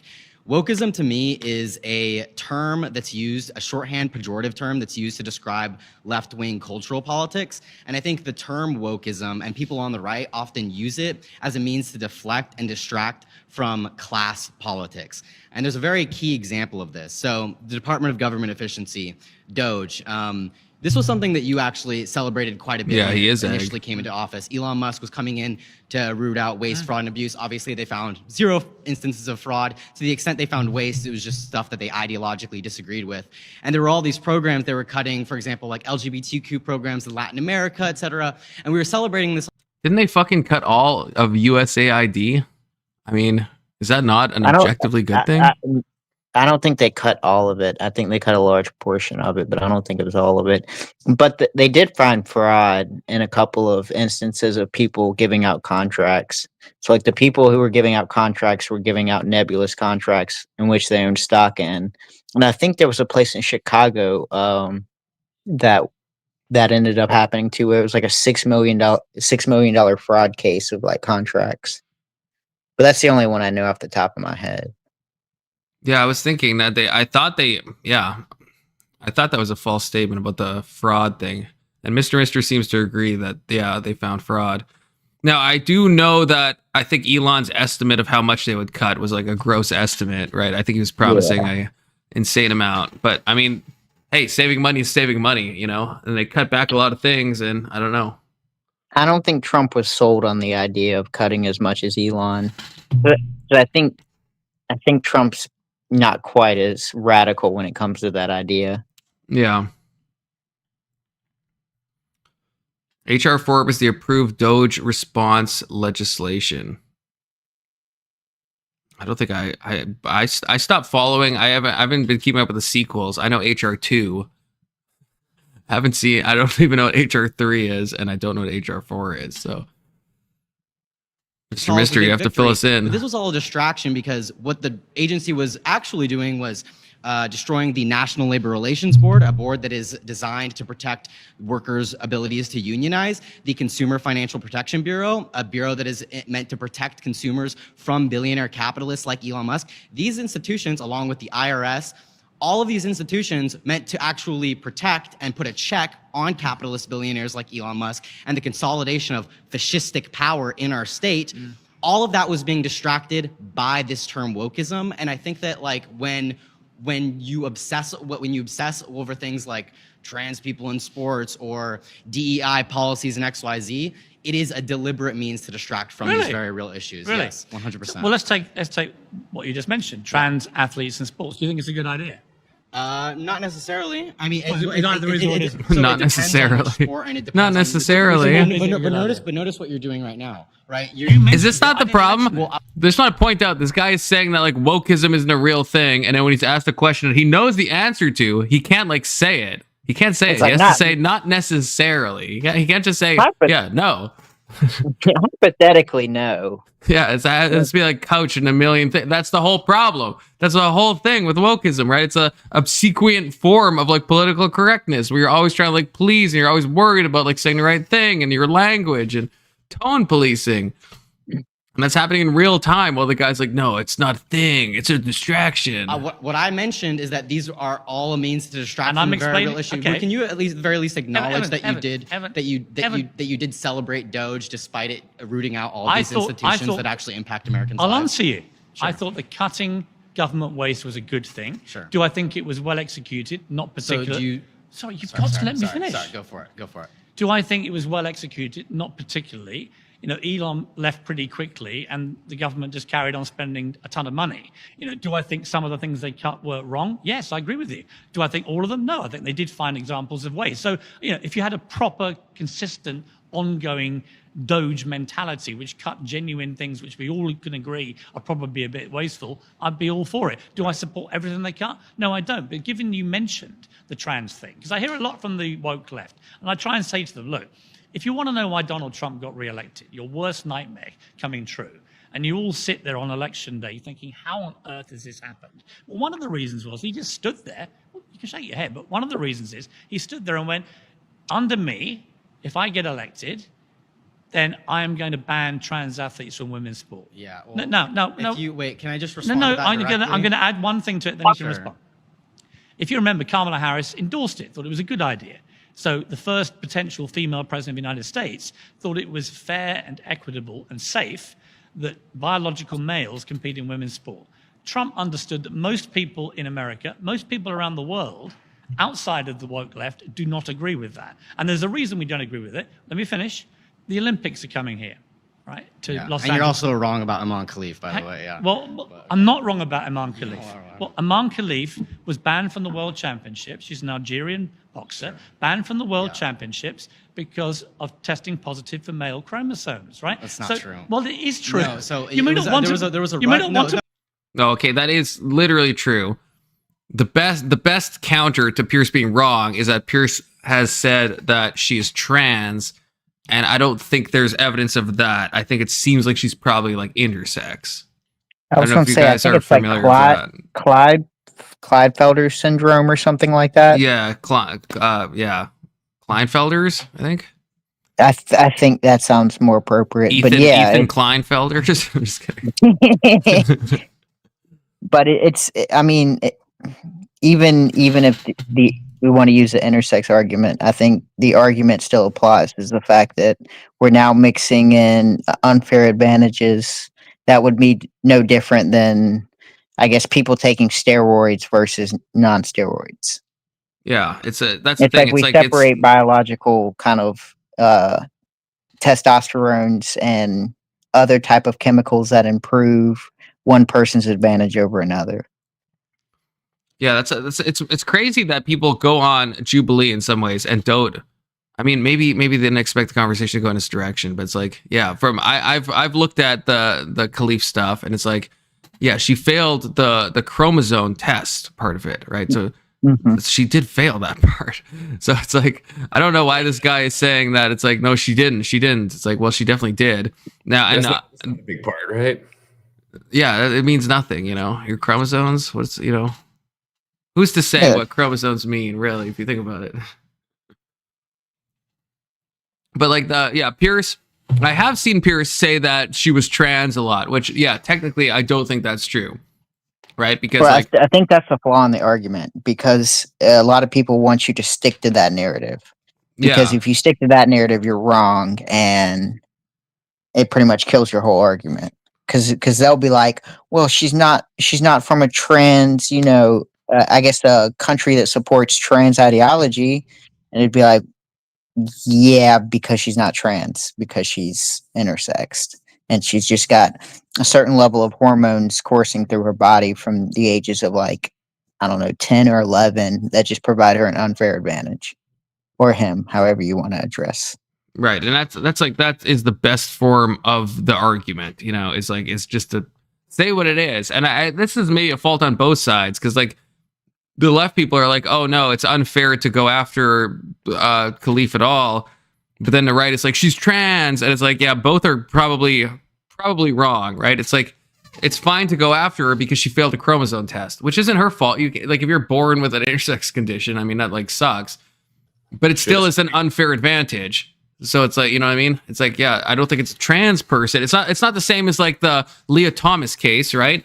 But at the same time, it's like both of them, both Khalif and Thomas should not be allowed to compete, right? One of them is more sneaky because like the trans thing is like, you know what you're doing. The other one is like, hey, maybe best case interpretation, you think you're a woman, right? Like some intersex cases, right? It's like you have like internal like testes, and you don't fucking know. You don't find out until like way later on, right? Until you like don't find out you're like infertile or something. Like there's so many different types of intersex, right? And not all of them are like ambiguous genitalia. Some of them are like more internal things that you wouldn't know when you're born, right? And so it's like, yeah. I did a little research on this, but I'm pretty sure Klinefelter's, it's always a male condition.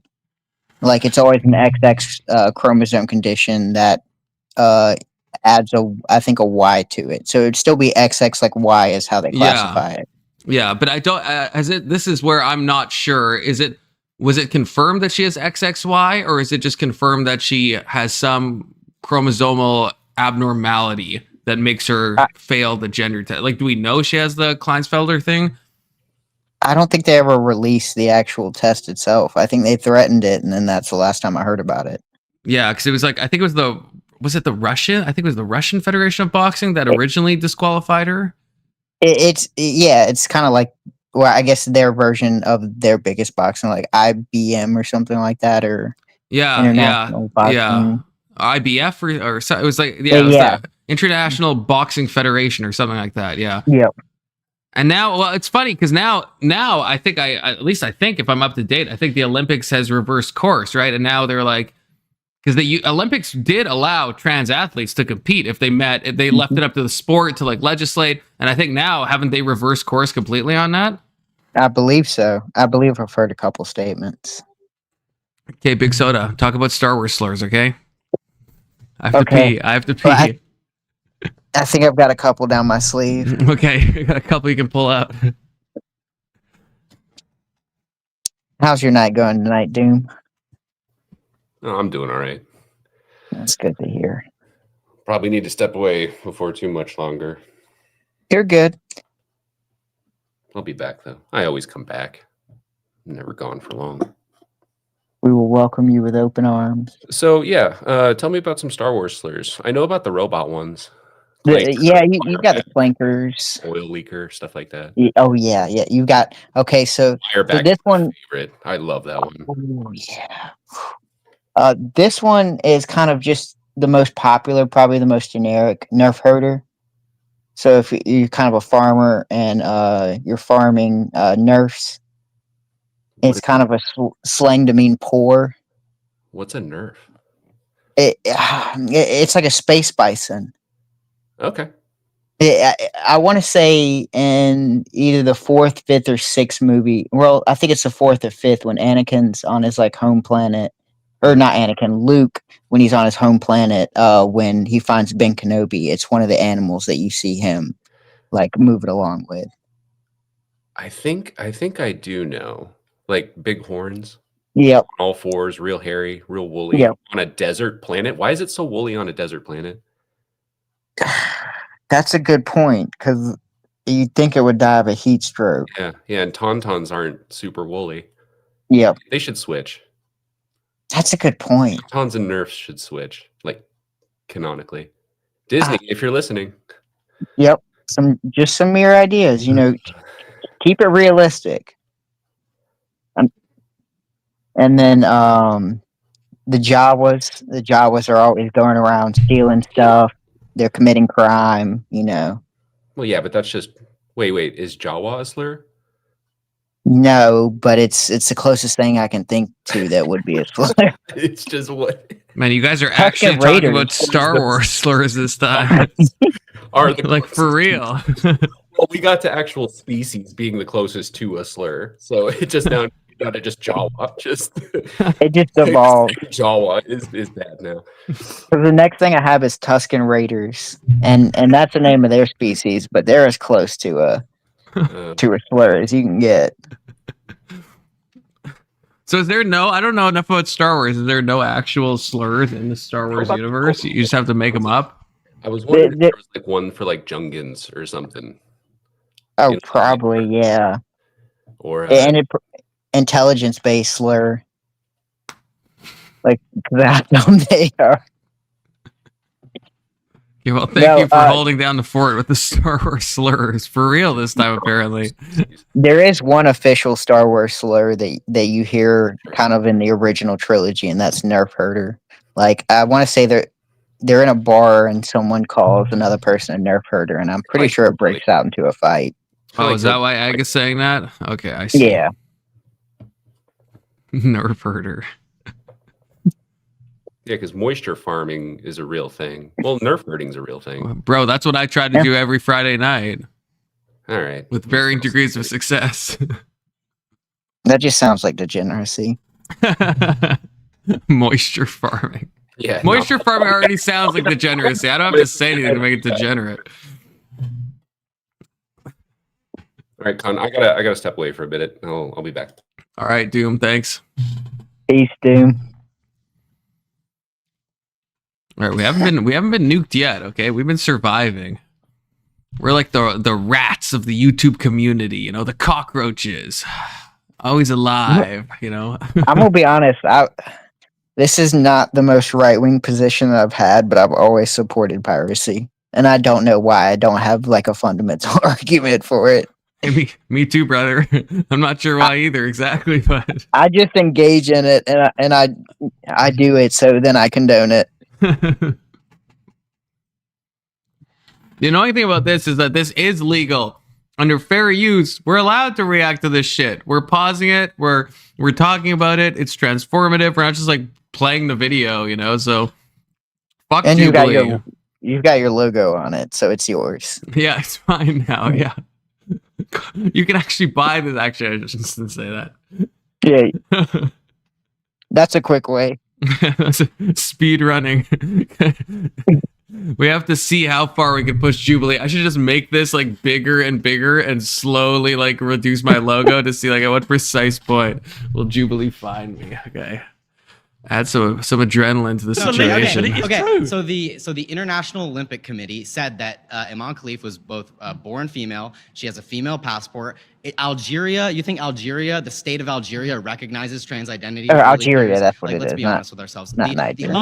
only institution, has male the institution that claimed that she failed an unspecified gender or sex identity test was some Russian-backed organization that is not internationally recognized by the International Olympic Committee. But wait, Why not? But wait, it no, is, Let me It was at the time. It's not now. Challenge you back if you're I know, wrong. but that's what exactly It's what you did very earlier. I just straightforward. need to quickly get into. Wait, all Imam please. Khalif has to do is take a sex Sure, test. sure, okay, They're okay. now bringing the Okay, sex test in. Then want- there's no problem. Sure, Why do you think Imam Khalif is not Sure, taking I don't a want sex you to test? distract from the fact that the election, there is no evidence that people voted based on their opinions on trans Let me identity. give it to you. No, wait, Evan, in a Gallup 2024 there is poll. no evidence? In a Gallup 2024 poll, post-election, out of 22 issues, trans issues ranked 22 out of 22. Can I respond? In every Can I election in respond? all OECD countries across the world, Permission to inflation respond, and the Evan? economy. Yes, but I Evan, just let you go on. No, Okay, let me just sure, respond okay, to you. Sure.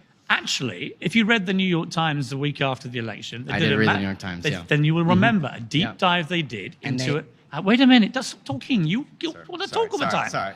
Show Yeah, all me these some people respect. have like ADHD. There was a New York Times report into a know. particular commercial ad, campaign ad that the Trump side put out. And they originally started it in a few sports arenas. They got bigger and bigger and bigger. And the ad was basically a 30-second match. Yeah, I just want to briefly show this. So this is what has been released by Imam Khalif. This is the thing from the lab, and the chromosome results were abnormal. Chromosome analysis reveals male karyotype, no numerical structural chromosomal abnormalities detected at 450 to 550 banding resolution. Don't know what that means, but yeah, so this is kind of the proof of the intersex, which I think this guy is saying that no one has any fucking idea, hold but on. you know. Let me put my thinking cap on. Now, the part under interpretation, is that saying there's no anomaly in the chromosomes and that this could be just a normal man? I don't think so. I think, Or I'm is go- it I'm going abnormal off- stating? I'm going off memory here, so this could be wrong, but because I went through this before with Ivor, who's been on the panel a couple times, and I think when I Googled this 450 to 550, it just eliminated certain types of intersex, but not like a bunch of the other ones. Okay. So it still is a male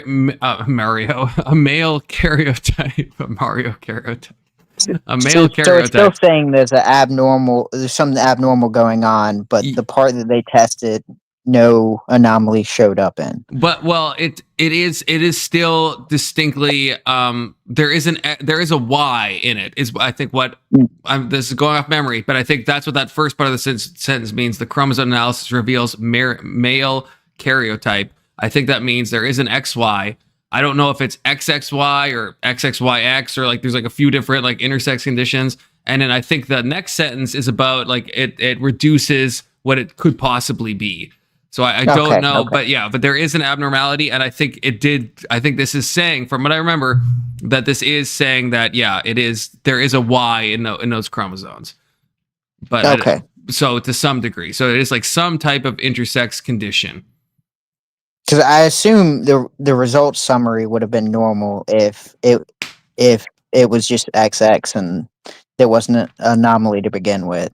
Right. Yeah. If it was XX or XY, then yeah, I don't think the results summary would be abnormal. It would just be normal. I would have to think. And yeah, the fact that it's saying abnormal means that it is some intersex thing. So I don't think it is trans. But this guy is like kind of saying there's like no evidence of it being, anything sus, but like, it's right here. It looks pretty sus, Yeah, but it is Russian, so we have to discredit it. that is true. Yeah. Actually, I don't even know if this one, this release, I don't even think this was the Russian one actually. Yeah, no, this one was done in India. Yeah. The one that I pulled up, yeah, is from a New Delhi test. So it's like we don't have to look at the Russians for this. I mean, the Indians already got our back. Mashup They were like, Kamala "That's a Harris dude." endorsing trans athletes in women's sport and in women's spaces and so on and so on. And it ended with Kamala is for they, them. Donald Trump is for you. The New York Times said that they believe that moved the needle, they're reporting, by as much as 3 points. Based on what So information? Ask the New York Times. No, that's not. You understand? News agencies Evan, aren't conducting polling if I may analysis by finish. themselves. That same If I may article finish. cited the Gallup poll Evan, that I just identified, yes. where trans issues ranked But they said 22 it out of moved 22. one ad moved the That- needle by 3 points. And based on what information? If you poll people All right. on what issues that they Let me- cared about in the Okay. 2024 election, So you don't all think- of it was centered around economy Okay. and inflation. Okay. And this is just obvious because this was a global phenomenon. Evan, And every incumbent party across the world lost Evan, elections. a lot of Democrats, He says his name and so people on much. the woke left Yeah. in particular, have tried to assure me that absolutely nobody cares about trans athletes in women's sport. People Let me- care, the let right me- cares, but let me tell you- your so my median que- voter my cares question- more about what's in their my pocketbook. question for you is and, that- and you're my doing question- exactly what my- I claimed you were doing my earlier question- by using wokeism to my- distract from my class question. politics. My question for you is this: I interviewed a woman called Betty Yee a couple of weeks ago on my show. She's a candidate to be governor of California, and she endorsed in my interview gender-neutral Olympics when it comes to Los Angeles. Now, that to me is where the woke mind virus takes you, to complete and utter insanity. Because if there was a gender-neutral Olympics, and this woman might be governor of this state. Does she have any control over the Olympics or the policies of the Olympics? Wait a minute. Oh, I think Wait I a minute. saw that Impact- video. I'm talking about the mindset think I saw that. says that actually Okay. gender-neutral. Do It, you like, agree ruined with her me? Can we reach campaign. a point of agreement that would be absurd?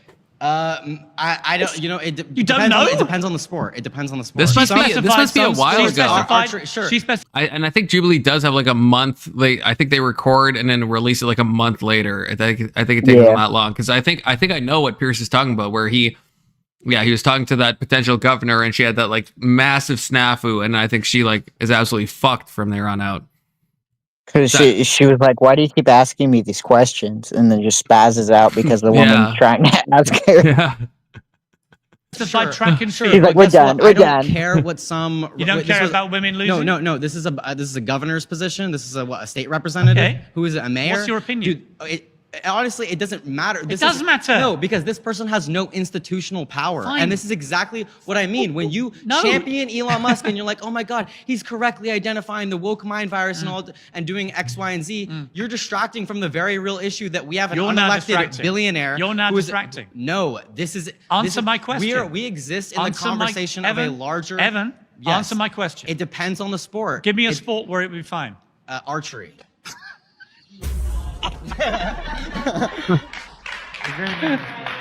Good to see you, Evan.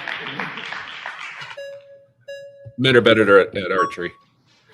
yeah, it's a weird example. Oh, it's Mason. Good to meet you. What's your name? I promised Mason. Mason. This I did guy not mean talked this as with an insult. Charlie No, please, Kirk. You Far seem away. way more other people comforting in on person. Jubilee. Like you look taller on your show. Like, and you have this like very I'm like 6'1". What are you talking about? I don't. I When, look when I small saw you to walk you. in, when I saw you walk in, I don't know. Maybe you just look like a giant on your show. Oh, thank you. yeah. I don't know how to tell you that, but I'll take it as a Yeah, compliment. yeah. So I really want to make sure that we get our definitions correct first. Yes. When you say that wokeism equals fascism, would you Yes. say that's like the claim diluted into like a small sentence? Let me explain what I mean by that. Okay. And I've talked about this a lot in my book, Woke is Dead. And again, just to remind you, I come at this as a pissed off liberal who has nothing in common with the woke left and wants the woke left to actually come back to a more commonsensical, electable position, actually. And here's what I think about what wokeism became. It began in the 60s in Black American music. In its origin, a great thing. It was about raising awareness for social and racial injustice. By that criteria, I'm happy to say I'm woke. But that's not what's happened in the last few years. In the last few years, for a combination of reasons, one of which the pandemic sent everybody nuts. Everyone was at home drinking too much on the internet, firing off all their ridiculous views and just got into rabbit holes and so on. But we can leave that. But wokeism is supposed to be a celebration. You would, I would think, agree. Yeah, I think- hang on. It's But supposed to be a Pierce, hang you're, on, hang you're on. the person in the Let me center. finish. Can I Let talk me a little finish. bit on my 3 minutes I get before I'm voted out? I haven't made my point. Okay. Do you agree that it's supposed to be about liberalism, about being a liberal? I would say that the idea of wokeism is kind of an evolution from a bunch of different terms that have been used to But throw at at the its left heart, shouldn't it be specifically. a celebration So like of before liberalism? wokeism, it was critical race theory. Before critical race theory, it was social justice. Right. There's a lot that the right specifically, and I would know you you say agree- that you're not the right. Does it celebrate- But it's a reactionary. does it celebrate it's a liberalism? reactionary response towards the elevation of certain groups that has historically been silenced. But does it celebrate liberalism? I don't think so. I don't think it has to. I think The a reason lot of I'm it asking- just has to talk interesting. about class I I actually solidarity, kind of agree which with typically is his definition of it. Wait, who's Masons?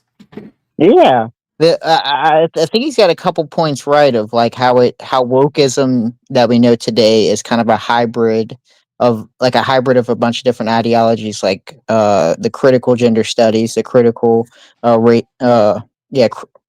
critical racism, and a couple other like conceptual ideas about kind of marginalized and compassions that kind of get morphed together. And then on top of that, there's like a democratic orthodoxy that connects it all together. And so like it's why there's so much cancellation inside of the own ideology. It's why anybody that steps out gets, cut out and called out for being not a part of the movement. And so I think there's a couple of levels where I kind of agree with his definition. Yeah, I think Well- I could see that. Would you think that it's like intentionally vague? Because Yeah. it's not the woke party, right? It's just a woke movement. And a lot of people say wake and woke and stuff like that in different ways throughout time and don't Mhm. actually mean waking up from sleep. So it kind of feels like, woke was almost like a meme word for a while. And then we started tying real things to it. But then we keep it so like loose and vague, things could, ideologies can come and go, but woke Yep. still kind of stays. So like to me, it's always been like intentionally kind of like that. I mean, I think that's a fair description of it. I think that I'm not saying that comes strictly from like a Marxist underpinning, but I see some elements of like Marxism where like you kind of don't want to give it a solid definition. You want to kind of keep it somewhat vague so it can always be reapplied to a new situation. But it does that kind of speaks equally against the right as it does the left, doesn't it? Because then like when someone on the right says that's woke, then it's like, well, isn't that similarly kind of like a moving target in a way? I mean, I would assume the right has some fair criticism they have to face under the generic definition of what they think woke is. But I think that applies to most things. Like most people, they call out stuff like communism, stuff like fascism, just specifically on the right, who kind of don't know what they're talking about, and they just kind of have a general definition of it. That's the thing, because it's like what.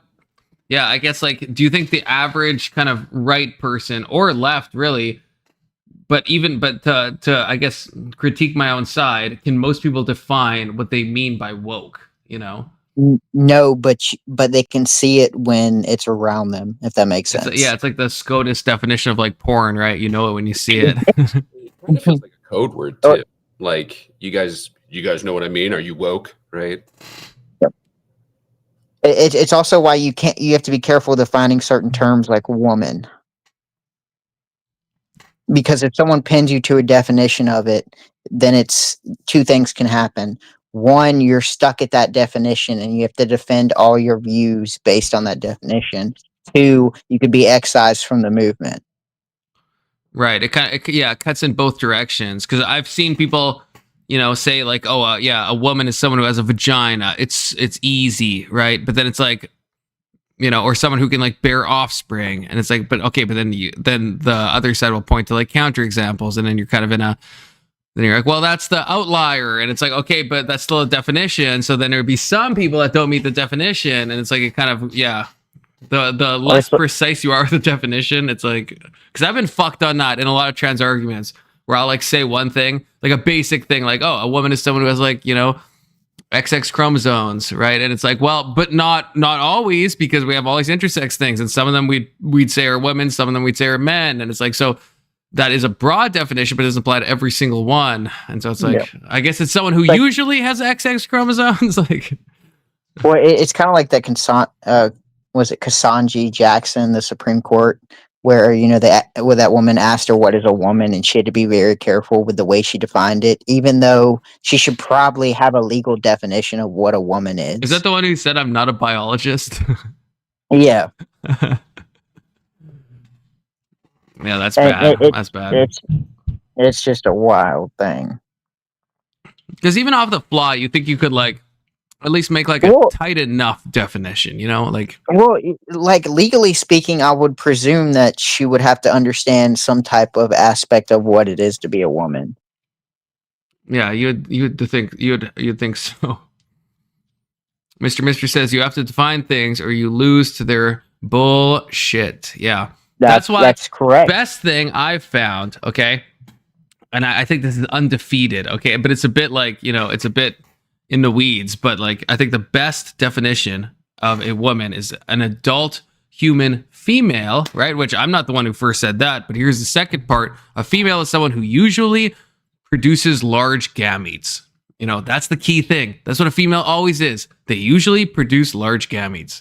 And I think that's the thing that some conservatives miss, because they'll say, like, they'll talk about genitals, they'll talk about chromosomes, and that's not what we're actually punting towards. And so the left can try to cuck you on that if you talk about genitals or chromosomes, because there's like outliers. But they're of the type that usually produces large gametes. That is just the actual definition of what a female is, and a woman is an adult human female.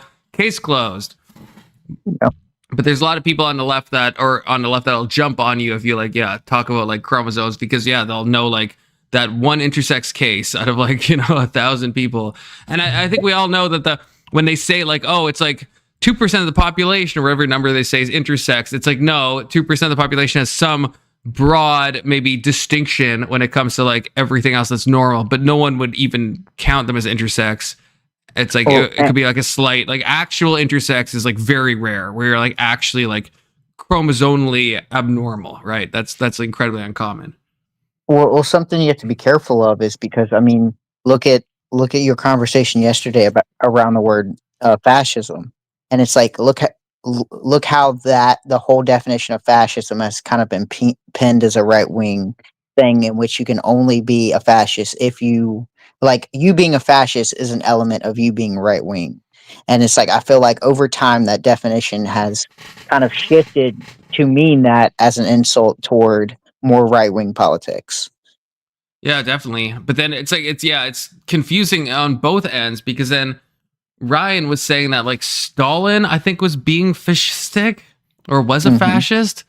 But it's like, so now that's a left leaning person. So is it right leaning and then I feel like he was saying that the stuff that Stalin was doing was bad, was right wing.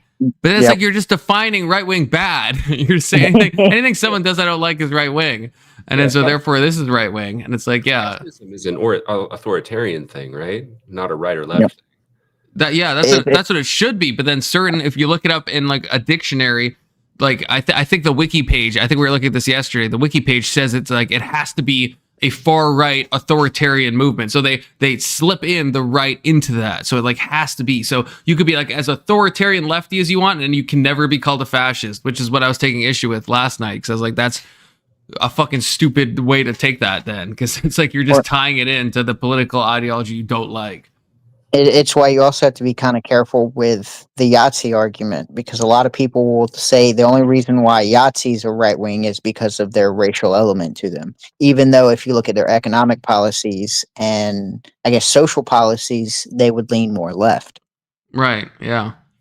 I mean, it isn't kind of the name, right? The Nationalist Socialist Party, Then it's like they view it as, since that party hated communism, they assume that it's binary, and so they have to be on the opposite side of the spectrum. This is where the charts come in, Big Soda. You know. Yeah. It's why I never concede ground on a right-left argument. If like people are saying far right, far left, I just can't give you that in the debate anymore.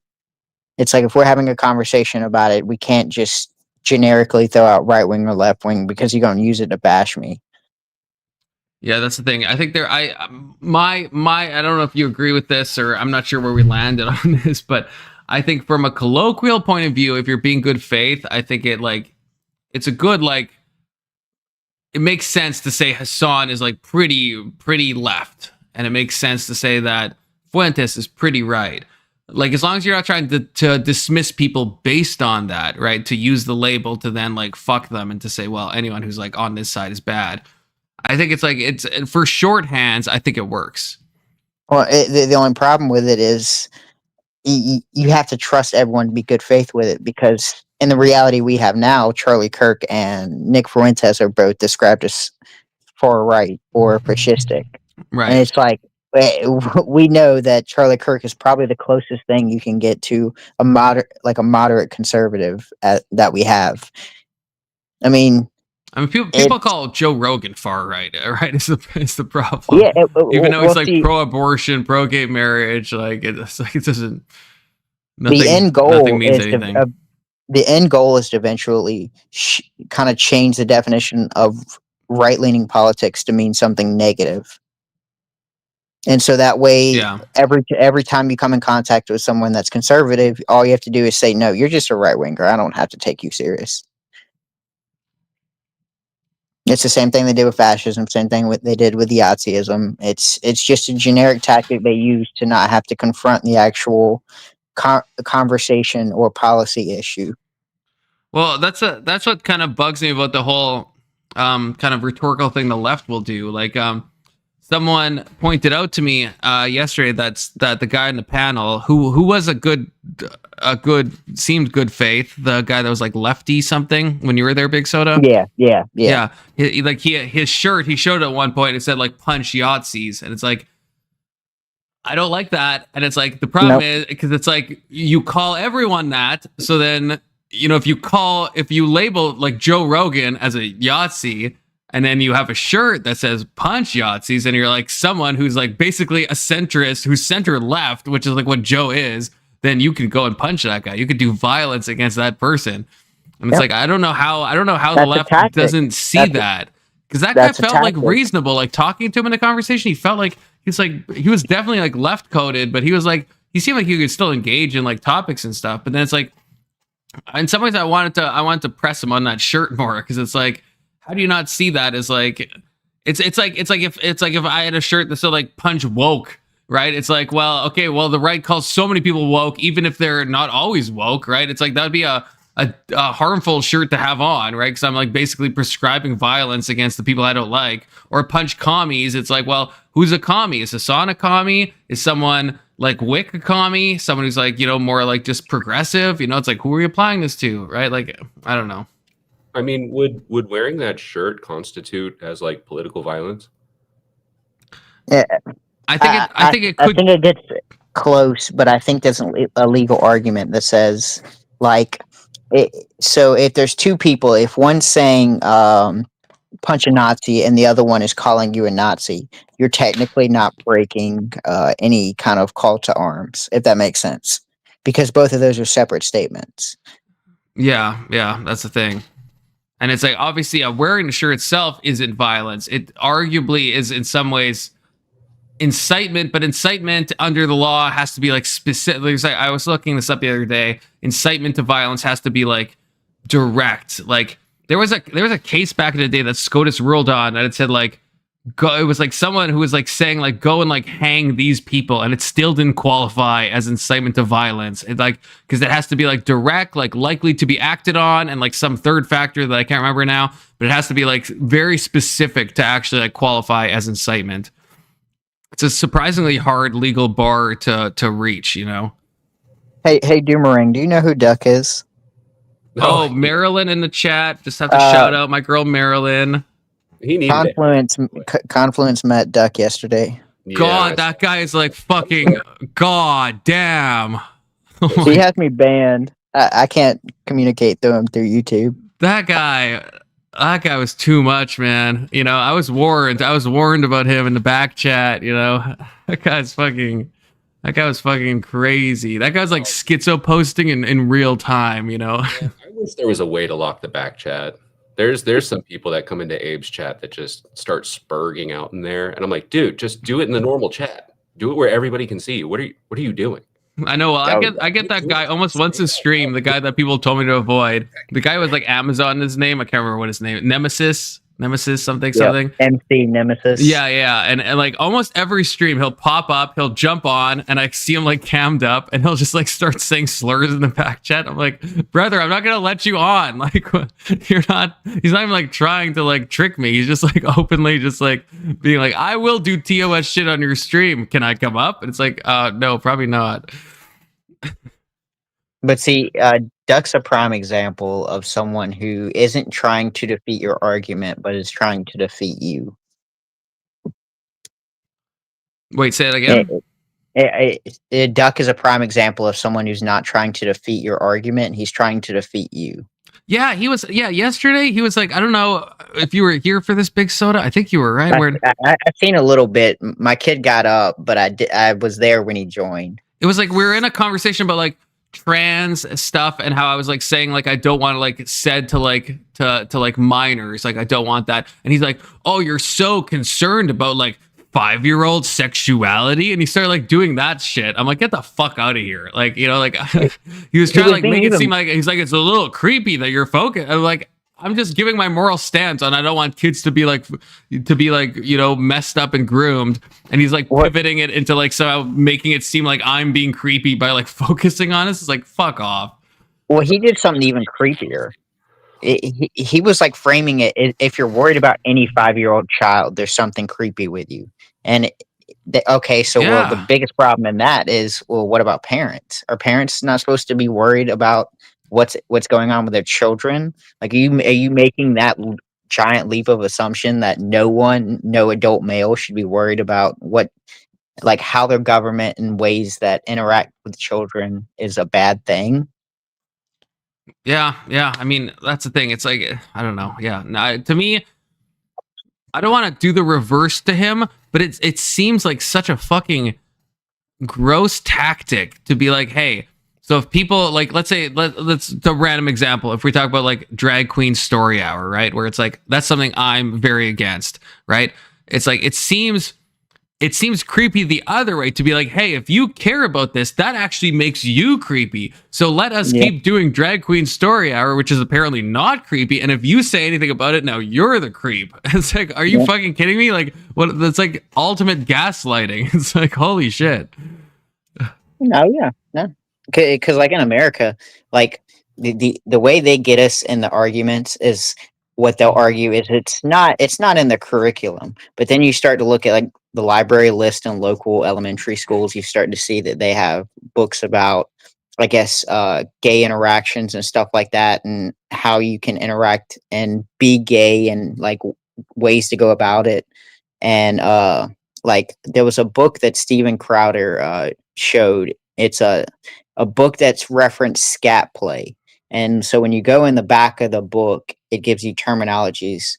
And like one of the terminologies was a scat play where you play with poop. And it's like this was in just a simple child's book, probably for ages 8, 9, and 10. And it was about 2 boys talking about scat play. Yeah, that's the thing. I've been me and Ivor, the German guy who sometimes joins panel. I don't know if have you talked to him, Big Soda? Yeah. Yesterday. Oh, yeah. He was yeah. in one. Right. Yeah. Okay. So I get all my days confused. Yeah. Me and him have gone over these books ad nausea, and it's like ad nauseum, I think. I can't remember. Ad nauseum, I think. But yeah, we've gone over them a lot. And yeah, it's like, yeah, they are in school libraries, and they say, and Ivor is on the left, and he agrees with me on like, yeah, some of the stuff in there is like, it's insane. And some of it depends on the state you look at. It depends on the country you look at. Like in my country, at a sex ed thing, so a little bit higher, but still like grade 6, 7, 8, like around there. It's like, yeah, it's teaching stuff that is like absolutely unneeded, Oh, yeah. unwarranted sexual acts that are just like that. I don't see a reason why to teach this. And yeah, it's like to pretend that me being concerned about this makes me the creepy one. It's just like the ultimate in gaslighting. It's crazy. One of the bigger things we're seeing in America are people are taking, so there'll be two parents. One wants to transition the child, the other one doesn't. And so the parent who does will take them into another state, have them transition. And then the one who doesn't, if there's any type of retaliation or any type of kind of them going to get the child and trying to save the child, there'll be retaliations by the state. Yeah. There's so many problems with all this. I mean, there was someone arrested in my country, for misgendering his own child. This is a case in BC that happened, and it was it was like a divorce thing, and woman wanted one thing, guy wanted the normal thing, and by using the wrong genders, then that what fell under Bill C-16, and he was held in contempt of court for using the wrong genders for his own child. It's like so much stuff about that. That's just a wild concept. And I think Canada's definitely got to be worse than America, but the thing is, generally speaking, it seems like most politics is just a little bit to the left of us, but I will say we have some of the craziest leftists to ever exist. Like, we've got some crazy people on the left, but generally, on average, European and Canadian politics has always been slightly to the left of us. Yeah, that's a good way to see it, I think. Yeah, it's like, most people I meet are like pretty like left coded, but in like mostly kind of like a normal left way. And it's like, it feels like, America, when you go to those coasts, especially, you get some real fucking crazy people, Well, it's kind of the reason I would say the left is generally bad is because they seem very compassionate to very bad ideas. And so, like, most people will justify the trans stuff. Most people will justify, a lot of that stuff. And they'll just say, oh, yeah, we just want to accept them for who they are. In reality, it's being pushed down their throat. And they don't realize that there's kind of a political aspect to it as well. I feel like people have I don't know. I think I think people are like disingenuous a lot. At least, I mean, as someone on the right, it's easy to maybe see this. But it's like, do you remember when like people were like going into like bathrooms and stuff? Like there's that case, I think in like Florida or something. It was like Disney World or something, and I think she got arrested for it. Or he, it was a trans person. Yeah, it was a he that was like videotaping themselves. I mean, I'm gonna go into the female washroom because I identify as trans. You know what I'm talking about? Yeah. Yeah, and it's like then if you like say anything against it, I've heard this type of like logic similar to like what Duck was saying about like, oh, what do you want to do, like genital checks on people? That's a little weird. And it's like, no, I just don't want like men going into women's washrooms, where a washroom is definitionally a dangerous place because you can't legally have cameras there. So it's like, it's one of those things where it's like, that should be obvious. And then, the left will use these like weird arguments to like, it's the same people who would make the same argument about if there's a pride parade going around in your town. They'd be like, come on, man, why wouldn't you allow it? Like, why are you so worried about what they have to do in their sexuality? And it's like, well, I just don't want them people walking through the street. Right. It always is like there's always like a bait and switch, It's always like, I mean, and this has started from the beginning, and I don't know if it was intentional. I don't know this, but it's like I've said this before, that I feel like the conservatives were correct in their identification. And I'm not even against like, and maybe you and me disagree on this. I'm fine with like gay people having like civil unions and stuff, like for legal purposes. You want to visit each other in the hospital. I'm fine with that personally. I don't give a fuck, right? But that's kind of like the thing that like the left said is, this is what we want. It sounds reasonable to the right, and then a section of the right is like, hey, but if we give you this, you're going to push further and further and further. And the left is like, oh, that's a slippery slope fallacy. That's not going to happen. And now fast forward like 15 years from that point, and it's like, well, what's happened? The right was right. You know, it's like the right has been corrected. It didn't stop there. It wasn't enough to just have like civil unions, to even have gay marriage. None of that was enough. And now we have the situation we have now, where now it's being like they want it taught to kids, and they want it. And it's like it's never. I don't want that, because I'd rather the right just be overreacting and look back and be like, yeah, the right was a little too crazy there. But it's like the reality is, you look back and it's like, no, the right was actually like pretty prescient in like their guess of what the future would hold, you know? Well, what's scary is that both the government and the corporate world are willing to take a hit trying to promote this ideology. So in the corporate world, they're willing to destroy their brand just to make sure that they're have some allegiance with this ideology. Like, I mean, you look at Bud Light, you look at Target, and all these other ones that took massive corporate hits just for, I guess, going out of their way to show support for this ideology. But then it doesn't seem like the tides are shifting, you know? Like, I remember after the election when AOC, I haven't checked recently, maybe she's got them back, but AOC herself took her pronouns out of her Twitter bio. And I thought that was a cultural victory for the right, you know? I mean, we are. It's just the scary thing about this ideology is the fact that they have this weird method of like, it's the argument isn't just accept me. The argument is no, promote me. It's like the argument is it's not just enough to allow me in society. We then have to promote this to everybody, even your children. And it's like most conservatives who are parents, that idea just it repels them. They do not like that idea. It's a terrible idea, because it's kind of like, I just have this belief that if anybody is going to influence my child, I want it to be me. And so because I'm kind of betting on the fact that, hey, my child has to survive in this world, and since it's my duty to take care of it, I want it to believe generally what I believe. Right. I mean, you and me were on the same page against like Ryan and friends yesterday, right? Where it's like, oh yeah. It's like, yeah, like I don't want the public school to influence it in any direction, really. It's I don't need the public schools to support me. I want them out of it. I don't want them to talk about that shit at all. I want to be the one to address those issues, you know? It's the same with the sexual education stuff. I would rather want to teach that. And just the reason is because if I'm preparing my child for life, I have the responsibility to do so. Then I think I would do better than someone. It's just their job to do that.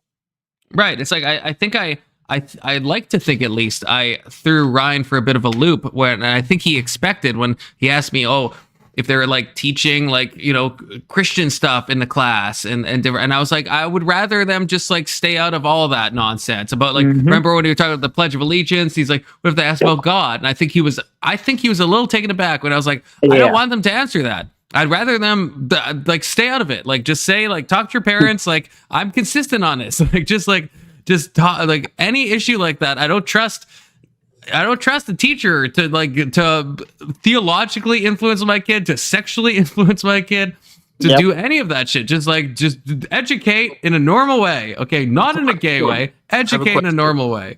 What else would they teach them though if you take that stuff out? Wait, what do you mean? Like what? Like math?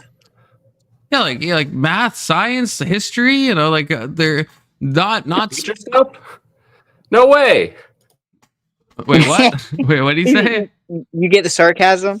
Yeah. You mean like teacher stuff, like school things? Yeah. Crazy idea, yeah.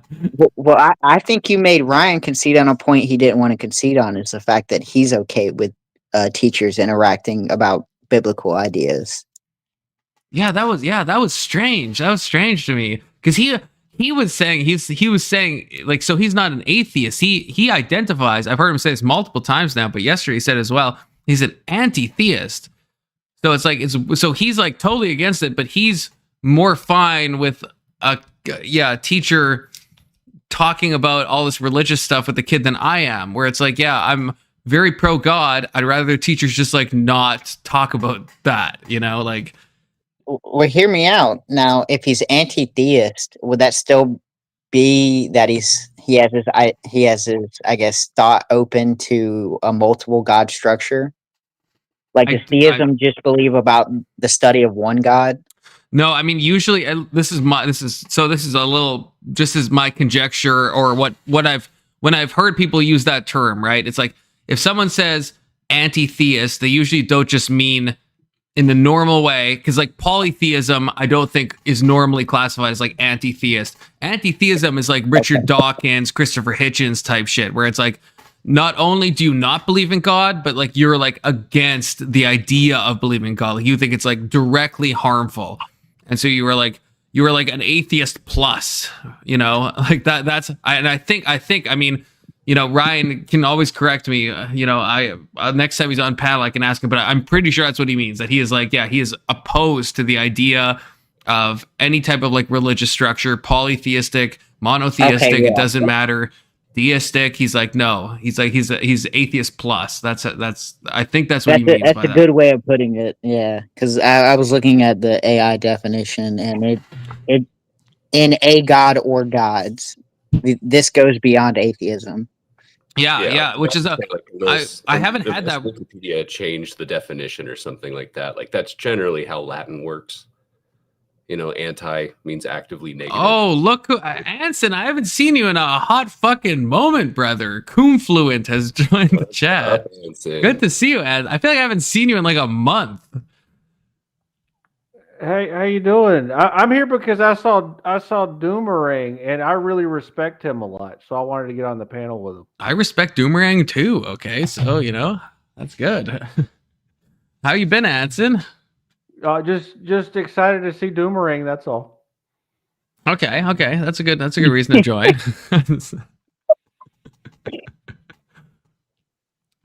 Do you have any thoughts about what's been said, or do you just stop in right now, Anson? Well, I was super interested in what you were saying about the anti-theism, right? So, the Ryan is of the belief that you should use the government to enact your will, right? So he's the opposite of a libertarian, right? In that you should use the power of the government to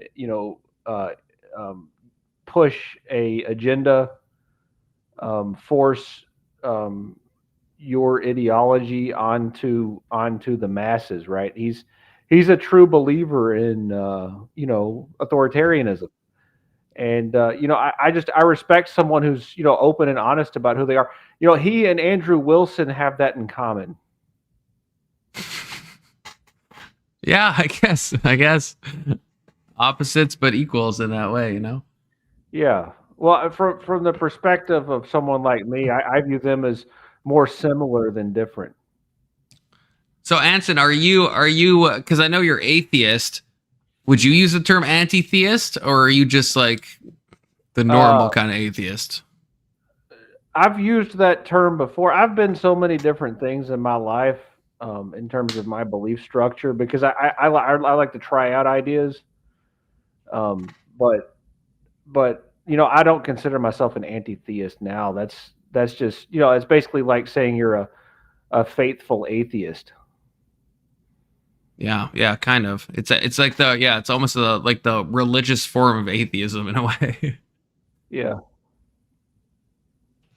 Okay, so I appreciate that. About you, Anson. Yeah, and I'm excited to see Doomerang. Yeah, Doomerang, talk back. Is Doomerang gone? Excited to see you too. Yeah, exactly, guys. Reunion time. Dude, Doomfluence? Are we all like Confluence coded right now? Big Soda, quick, you better change your name to like Sodafluence or something, Or Coom Soda. Actually, Coom Soda would be. No, I wouldn't do that one. Soda Coom. Soda Coom, yeah, what about that? Coom Soda? There's only one soda, and that's Big Soda. What about Hassan Soda? I feel like that guy's joined my chat a few times. What about him? That guy seemed pretty cool. I've never met that guy. You Know. should. You guys should get along so well. I don't know. He sounds like a guitarist dude. Anson, so where the fuck have you been? Why have I not seen you? Have you been off everything, or have I just not been in the same places as you? I've been off everything. In fact, this is the first panel I've been on in weeks. So. Oh shit! Why? I've just, I've had, how people have a life on the real world that isn't online. No, I don't even understand the words you're speaking to me. Yeah, so I've been, living my life that is not on the internet. So almost like you're living in like a virtual world in a way. Yeah, it's sort of like that. Yeah. Okay. Only like there's real people and stuff, and that sounds terrifying. Yeah, they don't like me very much, but I wouldn't imagine, especially the female variety. But I don't think you would like them very much either. So it kind of cancels out, So yeah, what else y'all talking about? I just came in and saw you talking about the radical Coomer. We're watching Piers Morgan against like 20 woke liberals in a very, if you see the screen, it's like last night I tried to stream this and fucking Jubilee fucking nuked my whole stream. I've never had that happen before, where it like the stream is like, you have violated copyright policy. And so that's why it's like really small, and it's like it's got like everyone looks a bit green coded, and my logo's in the middle because I'm trying to avoid the AI copyright detection, but not in like a TOS way. I'm trying to avoid it in like a normal non-violational way, Might I also suggest like another smaller screen with like Subway Surfers on it? That's true. I could maybe have kinetic sand in the top right. I think that actually really boosts my engagement, so that could fulfill two purposes. You could get content from Desiree's OF and play it in the corner. That would be good. That's true. That has to be allowed, That has to be.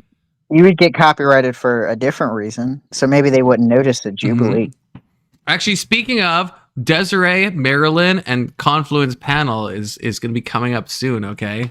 I don't even know if Marilyn knows this, but it is happening soon.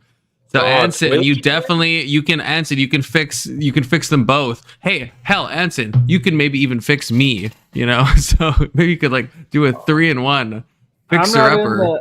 I'm not in the fixing business anymore. I retired from fixing. No, people. what? You said you could fix Desiree. I've decided that I can't fix anything, and whatever happens. I doubt that. I think he can. He's just choosing not to. Yeah, Anson's become like doomer pilled, man. Crazy times. Anson, you said you could fix Bonnie Blue, brother. You said you could fix Bonnie Blue. Yeah, I think usually when I say fix, what I mean is fuck. Okay, that's a very yeah, I believe you could, especially like a lot of leaning on the word could. You could fuck Bonnie Blue. It'd probably destroy your soul for all eternity, but you could, I guess, if you wanted to. But yeah, fix, yeah. Those are I would see those as like quite different terms, It's the Jurassic Park fallacy, right? We all thought we only concentrated on if we could. We never thought about if we should. All right, Jeff Goldblum down there. Okay, guys, talk amongst yourselves briefly, okay? Look, you're even like full screen now. I have to pee really badly. Okay, everyone, like, hold on. God, he has the bladder the size of a thimble. Yeah, it's true. It's a maybe it's a prostate. I don't know, brother. I don't know. You need somebody to check that? Well, not you. Maybe like Desiree though, or like what's good. I'll hit her up. It's like a again, real quick. Just. That's terrible. You say what, Doom? You got any more Star Wars slurs? Okay, yeah. Let's think about them. I could probably say, okay, so this one's a little bit of a stretch, but I think it would fit. I just don't know the name of it. So in the first movie with Anakin Skywalker as a kid, he says, there was a weird, ugly thing that flew around and had a really big nose. And Guido? Or I think so. Greedo? Yeah, the guy that owned him. Yeah. Yeah, The yeah. bug guy. Yeah. That's perfect. Yep. So his race would be the stereotype for the little hat people. Well, yeah. Loosely, because they live in the desert, you know. He doesn't look like he likes the people around him. I don't know. I would think of him more as like a. I don't know. Like he didn't seem more of like a banker. Like I'd say Jabba would be point. more like the small Oh, because he's kind of controlling everything and he's got a lot of money. I didn't think about that. That's a really good fucking point. He strikes me more as like the lowly merchant type, right? Yeah. Like like more of like a if he didn't have a storefront, he'd be more like a gypsy. Yeah, he does give me kind of gypsy vibe. Yeah. Oh, you know guys are way better at this than I am. Well, I just like saying offensive words like gypsy because you can't say them nowadays without people like scoffing at you. Okay, so Wookiees. I'm thinking they either apply to like people that live in the... You're actually, for the second time, talking about Star Wars slurs. So Yeah, I'm what's watching wrong- back in on. It adds Did you depth to just the do this because story. you heard me coming in? Can you like hear my mic as I No. walk, or were you talking about this the whole time? Be Play for it real, back. for real. Play it back. I was talking about like genuine slurs within the Star Wars universe, and somehow Soda took it to like parallels between Star Wars and different people that actually exist. And I'm like, well, that's kind of the refer. All right, well, let's keep going. That's fine. I won't be honest. Besides Nerf Herder, I don't know any other slurs. I just know how to describe them. Yeah, Doomerang was all excited because he thought the conversation was going one way, and then he got gypped. Yeah. It was a pleasant jibbed though.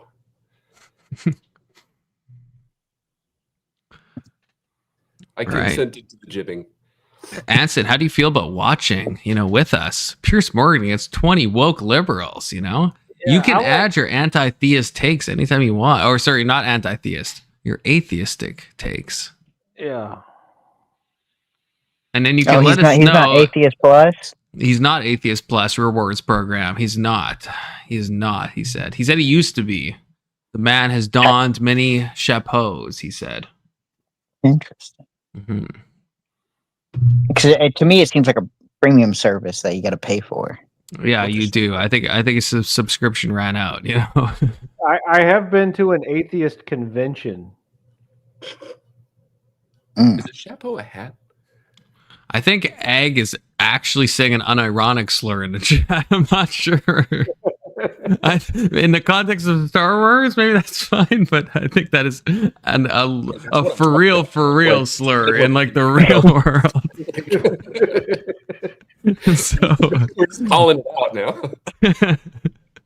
So we're gonna play the Jubilee video, and I will not be reading that chat.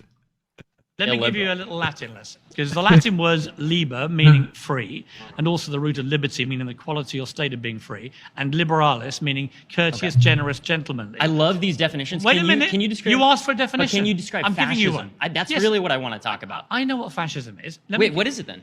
Because enlighten me. Can I finish telling you what liberalism is? No, I know what liberalism is. Well, you don't think you do. Yeah, Because it if you're is. a woke left, they don't understand what being a liberal actually no. means. I do. What being a liberal? I do. So let me explain to you. The definition of a liberal include one who is open-minded or not strict in the observance of orthodox, traditional, or established forms or ways, a person who's willing to respect or accept behavior or opinions different from one's own, favorable to or respectful of individual rights and freedoms, and concerned with broadening general knowledge and experience. Now, what part of that do you think the woke left have adhered to in the last 5 years? But I need to Because know what the why woke- is it fascism? I'm about to tell you. Okay. So the woke left have basically said, we hate fascists, we hate Nazis. In fact, we think everyone we don't agree with is a fascist and a Nazi. Led by Donald Trump. That's an insane Led by everyone who generalization. voted for Trump. Led by Charlie Kirk. Led by all these people. Not really an insane generalization. Anson, you're conservative, right? No, I'm more conservative than everyone that's ever been on your panels. Not only am I Oh, conservative, shit, but I'm okay. more conservative than Oh anybody. my god. Okay. Okay, so I guess yeah, my question yeah, maybe it doesn't apply. Like you're a pinko commie from my perspective. So Yeah, well, okay, yeah, Beth has called me a commie too. I guess you're calling me a pinko commie. I guess that's a step. That's commie plus rewards program, really, if you think about it.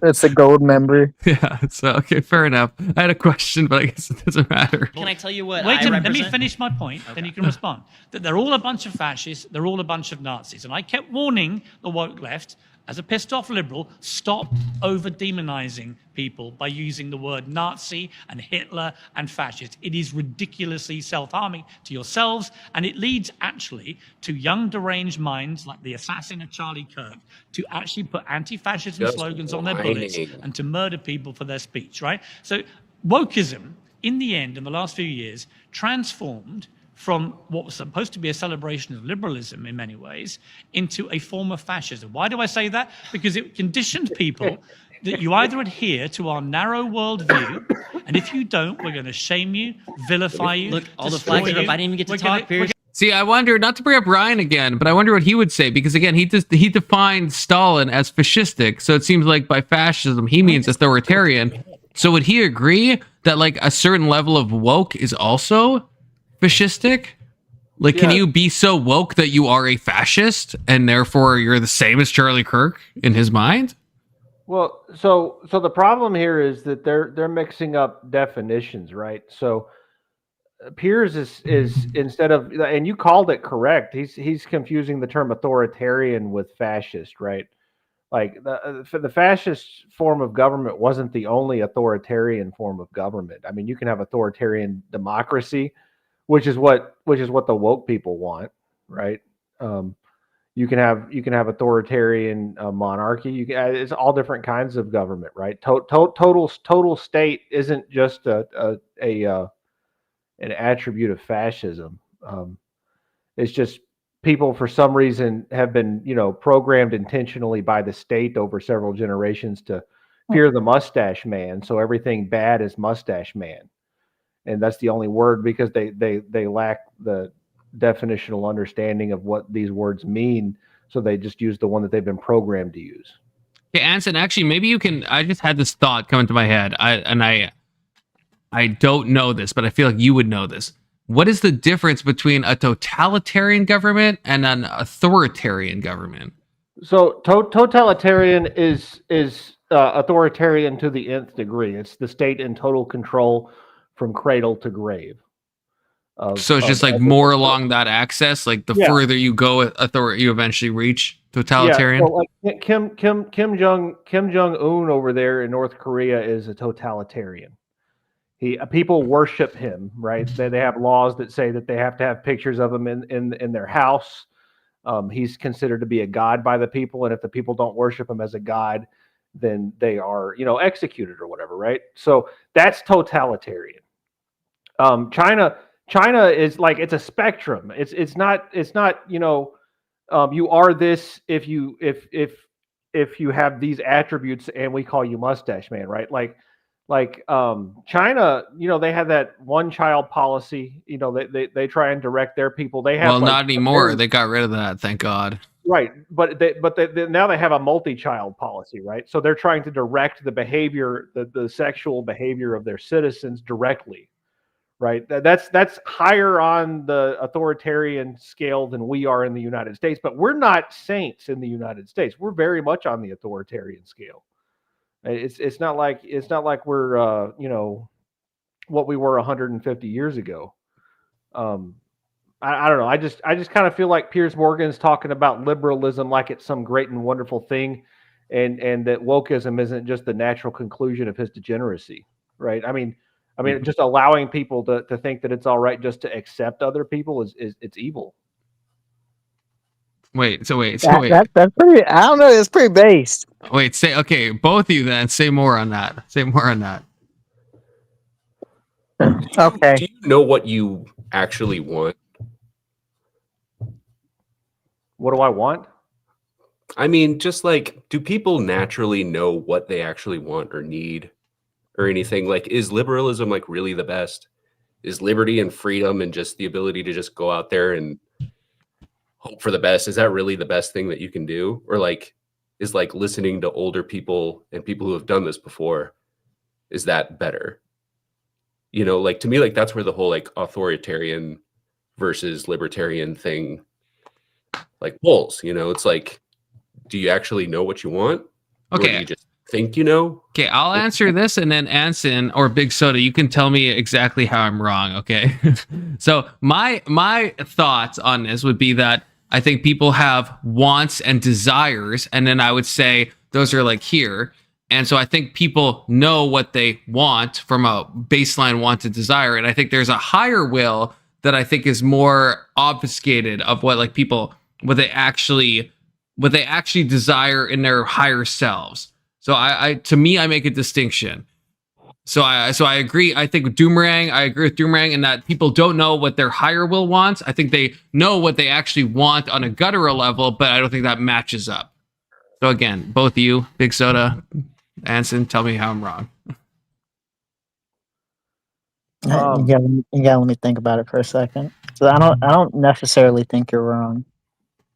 Yeah. So no, people ain't got a fucking clue what they want, and to be honest with you, it's kind of cruel to put people in a position of trying to go after their own desires in life, right? I mean, it's really mean. Most people, you know, they're not capable of the kind of self reflection required to do that in a way that's virtuous.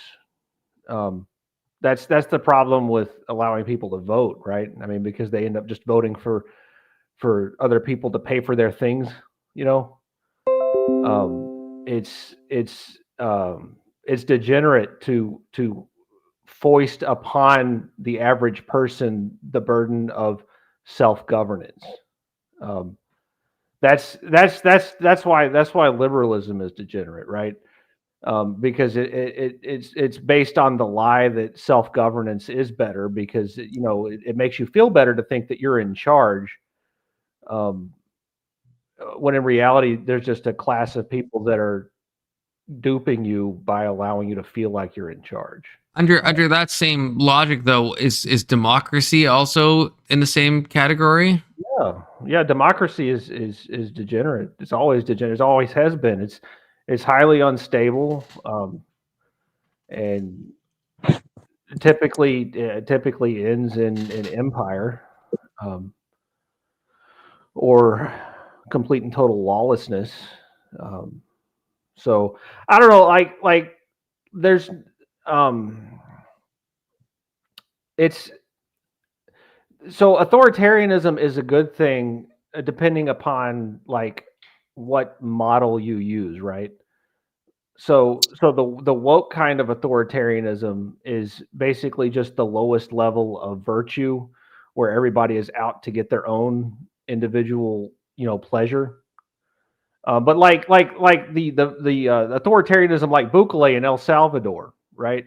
Like he's done a great job with authoritarianism, basically like suspending parts of the Constitution that were preventing him from creating safety and security for his people, and basically like locking up a much larger percentage of the population, probably some innocent people for the sake of the safety of the common people, right? That kind of authoritarianism is good, because Realistically, even if there are some innocent people locked up in there, like I saw a documentary the other day that prison is so nice, like and like the education in it is like really good. Like the turnover is amazing.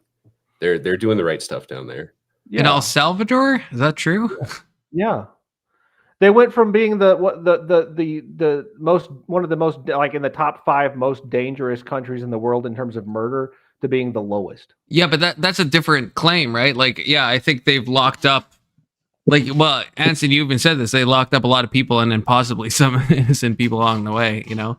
But Yeah, but but I that's mean- but that's a different thing than like are the prisons actually humane? Are they actually? But What it I'm doesn't trying to matter. say is It that, doesn't. like, It even doesn't if they matter. did lock up like some innocent people, it's like sending them to community college. You think El Salvadorian prisons are like community college? I mean, Yeah, I don't think that's exactly what he said. well, I thought I repeated exactly what he said. I think he's meaning it in the way of like it's providing useful resources the same way a community college would. It's under different. It has a different format, but it's still providing things that are beneficial to the person inside of it, even though they don't deserve those beneficial things. But I guess if I go to community college, hopefully I'm not being subjected to like human rights abuses. You know, if I go to an El Salvadorian prison, I think my odds of being, Well, you know, Dude, To be fair, I mean, I you don't think the you've heard person. the latest stuff. wait, say again, Doomerang. You were Oh, cutting sorry. off. I think you should look it up sometime.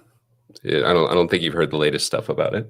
But yeah, maybe not the late. I saw a whole thing about the human rights stuff, which I thought was, you know, a bit like it's I can see it from like maybe one angle of like they've solved their crime rate or like fixed it dramatically, but from what I've seen, the documentaries of the prisons, it doesn't look good to me. I don't know, and it might be maybe the best they could do or like necessary, but I wouldn't say it's like Norway, you know, or Denmark or like the fucking Scandi nations. It's like, okay, sure, yeah, prison is like a hotel, and that seems more like college to me.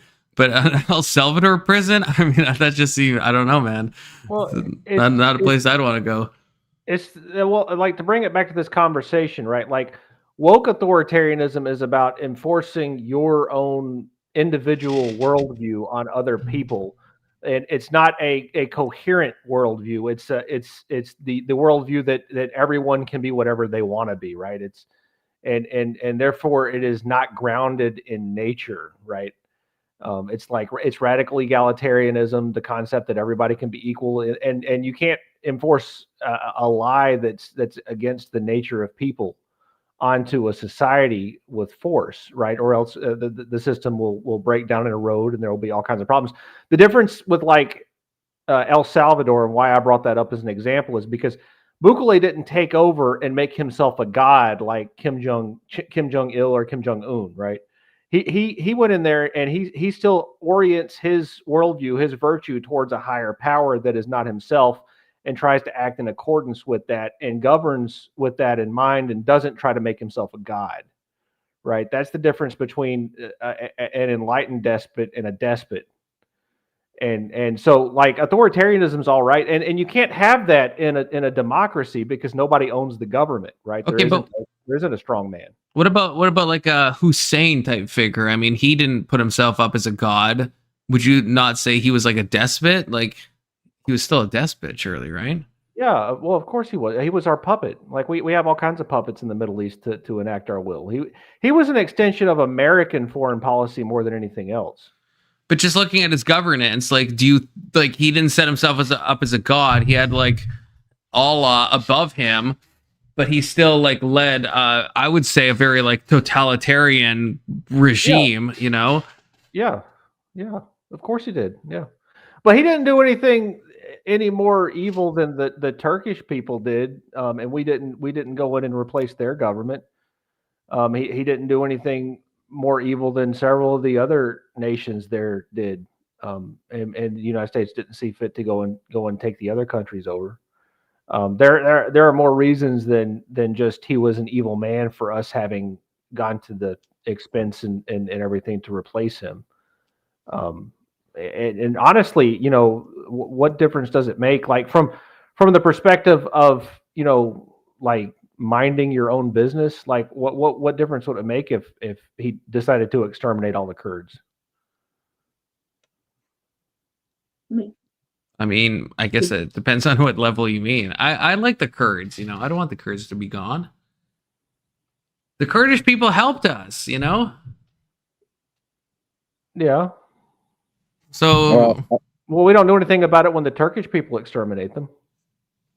we should. I mean, I'm a neocon, so, you know, I think we should. Yeah.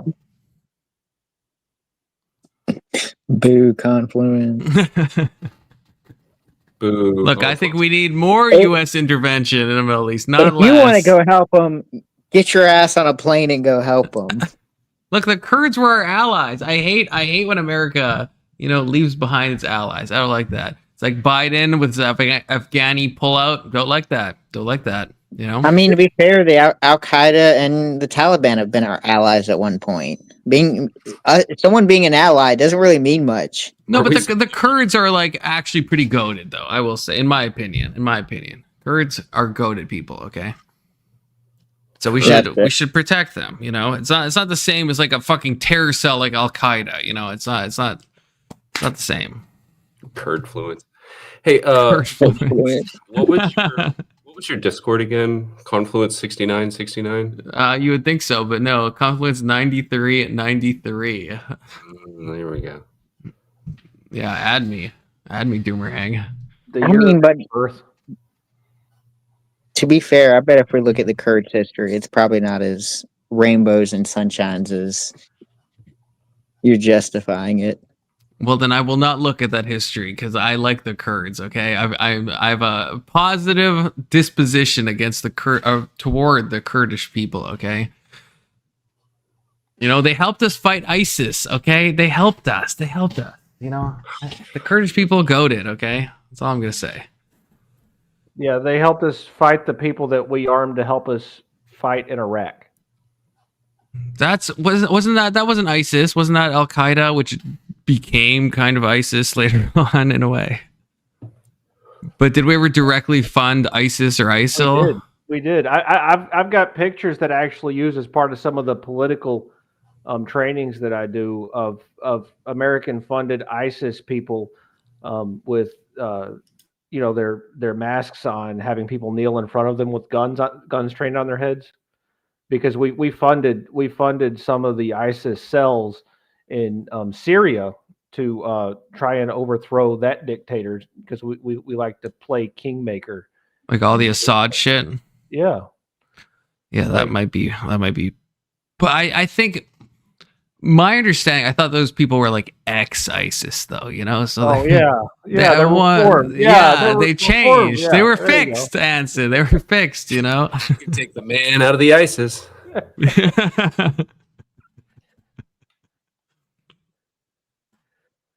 Okay, back to Piers Morgan and this guy. I'm going to let you respond.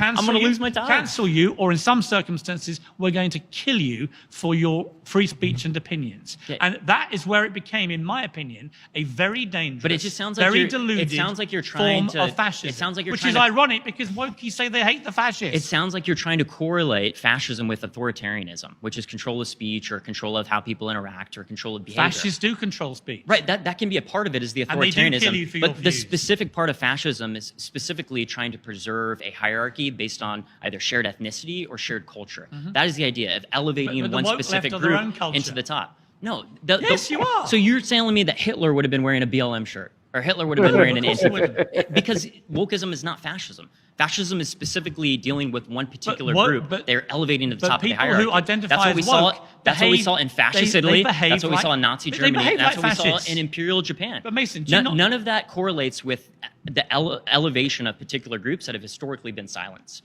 which is the idea of what progressivism is. I hear you. I reject the idea of wokeness just because wokeness, again, is used as that insult that is think, elevated from honestly, different insults that have been thrown in the past. Respectfully, I think wokeism has become one of the worst scourges in the world. Yeah, because I think it's that there's been a become- successfed campaign to basically led attach by the woke left. No, it has been to attach all of these pejoratives to a idea of emancipation from silenced groups. That's the idea.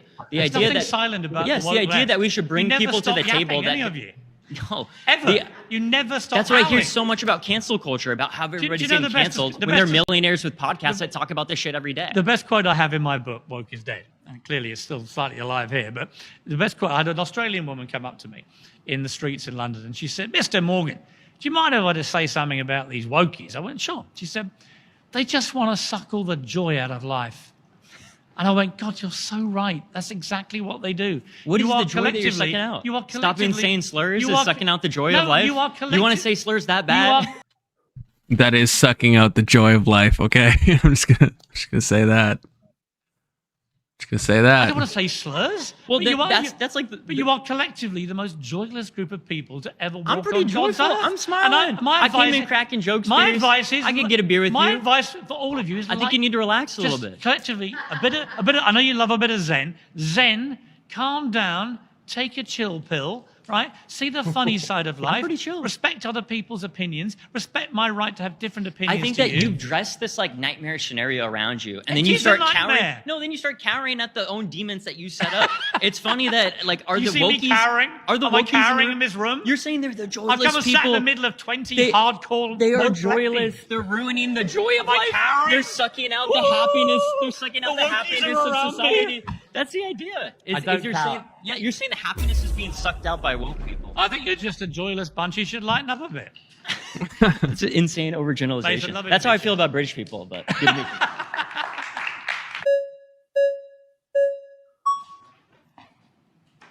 Hello. I'm Anne. Hi, Anne. You're Piers. I am Piers. I do want to kind of touch on the Okay, predictions based on her look alone. Good Oh, arguments, my bad God. arguments. Oh, I hate her. I hate her already. I think she's gonna have some of the deepest I points. hate her. Anson, I can mean, you the point- can you fix her? And I don't mean fuck her. I mean actually fix her. Just on looks alone, can you fix her? Yeah, my prediction is that mid sentence she's gonna cough up a fur ball from that muff she was eating earlier. Okay. that's valid. That's valid. Can I bet with it? I want to bet on that. What season of Stranger Things is she from? the last thing that you and Mason talked about. I think the idea that the woke left is just this soulless, joyless majority of the left, at least now is what you seem to be making it out to I be. don't think it's the majority. It's the noisy part of the left. Okay. I actually think I can agree with you there. I think it's a loud minority of what you're calling the woke left. I think what really wokeness comes back to is that idea of fighting for equality, speaking up for people who don't have a voice themselves, and advocating on their behalf for their rights. And I think that you don't. Do you identify as a woman? No, but I think that's What tangential. do you identify as? That's tangential to this conversation. Oh, okay. I think we were all right in our own way. What was it? What was it though? Was it the wolf cut?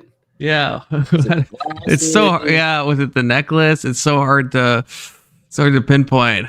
It's just when you see it, when you fucking No, it's see actually it. very relevant what I'm about to say. No, I don't think my identity is Well, what relevant. do you identify What if I as? started bringing up the fact that you're British and you're here talking to a bunch of Americans in America? Great. That would be completely irrelevant to this whole point. Very relevant. We're In fact, talking about American In fact, the last guy to politics sit now. at this desk used British as a slur against me. So, yes. I mean, absolutely fine. But I've risen might have been above- justified. I haven't run to my therapist. I've risen above the slur. that's great. I'm not glad going to you report him seem to. very mentally I'm not going to fortified, report sure. him to the authorities for using a racial slur. I've moved on. That's great, but I My just don't think point in that's asking you relevant. what you identify is you're talking about equality. The wokeism is aligned to equality. And yet, where does that equality apply if, for example, and we've touched on this already, if you are a woman athlete in sport, where's the equality in having a biological man compete against you when they have a physical advantage? Okay, look, I think, that kind of strays away from Do you what think I was that's getting equal? at. Do I think it's equal for men and women to play in sports if there's an advantage that's like far above a threshold? Yes. No, I don't think that And you that's understand equal. that's why we But I think separate the that sexes in sport, because See- men have a physical advantage. To an Piers is- extent, we Not do. to an extent. So, They like, Piers is doing something good here, but he doesn't apply the logic that he's using to himself, right? What he's doing here is pointing out that like egalitarianism, equality is fallacious. What kind of equality? What he's doing is trying to drill down into what she thinks equality is, in order to let her know that she's got some sort of misconception, and that his kind of equality as a liberal is better than her kind of equality as a progressive woke chick, right? When in reality, like, if you sit down and ask Piers the same kind of questions that he's asking her, only about what equality for like voting, right? Like if he thinks everyone should be allowed to vote, even though there are some objectively dumb people who are going to cancel out the votes of people who are more qualified to decide who governs, right? Like you can't have the same kind of equality conversation with him about his sacred cows of liberalism, because the problem is that he's very similar to them, and I think that's one of the reasons why he's aggravated with them, is that he sees some of his own logic and reasoning in them, but he just thinks they've gone astray. Interesting. Okay. So so what's your optimal voting structure then? I guess, Anson. Just curious. Well, optimal voting structure? Yeah, because I hear you, and I've posited before some type of like a bit of like a meritocratic voting system, that there has to be like you have to like maybe reach a certain point to, you know. That was just more of a condemnation of differentiating between, you know, different kinds of liberals, which these two people are.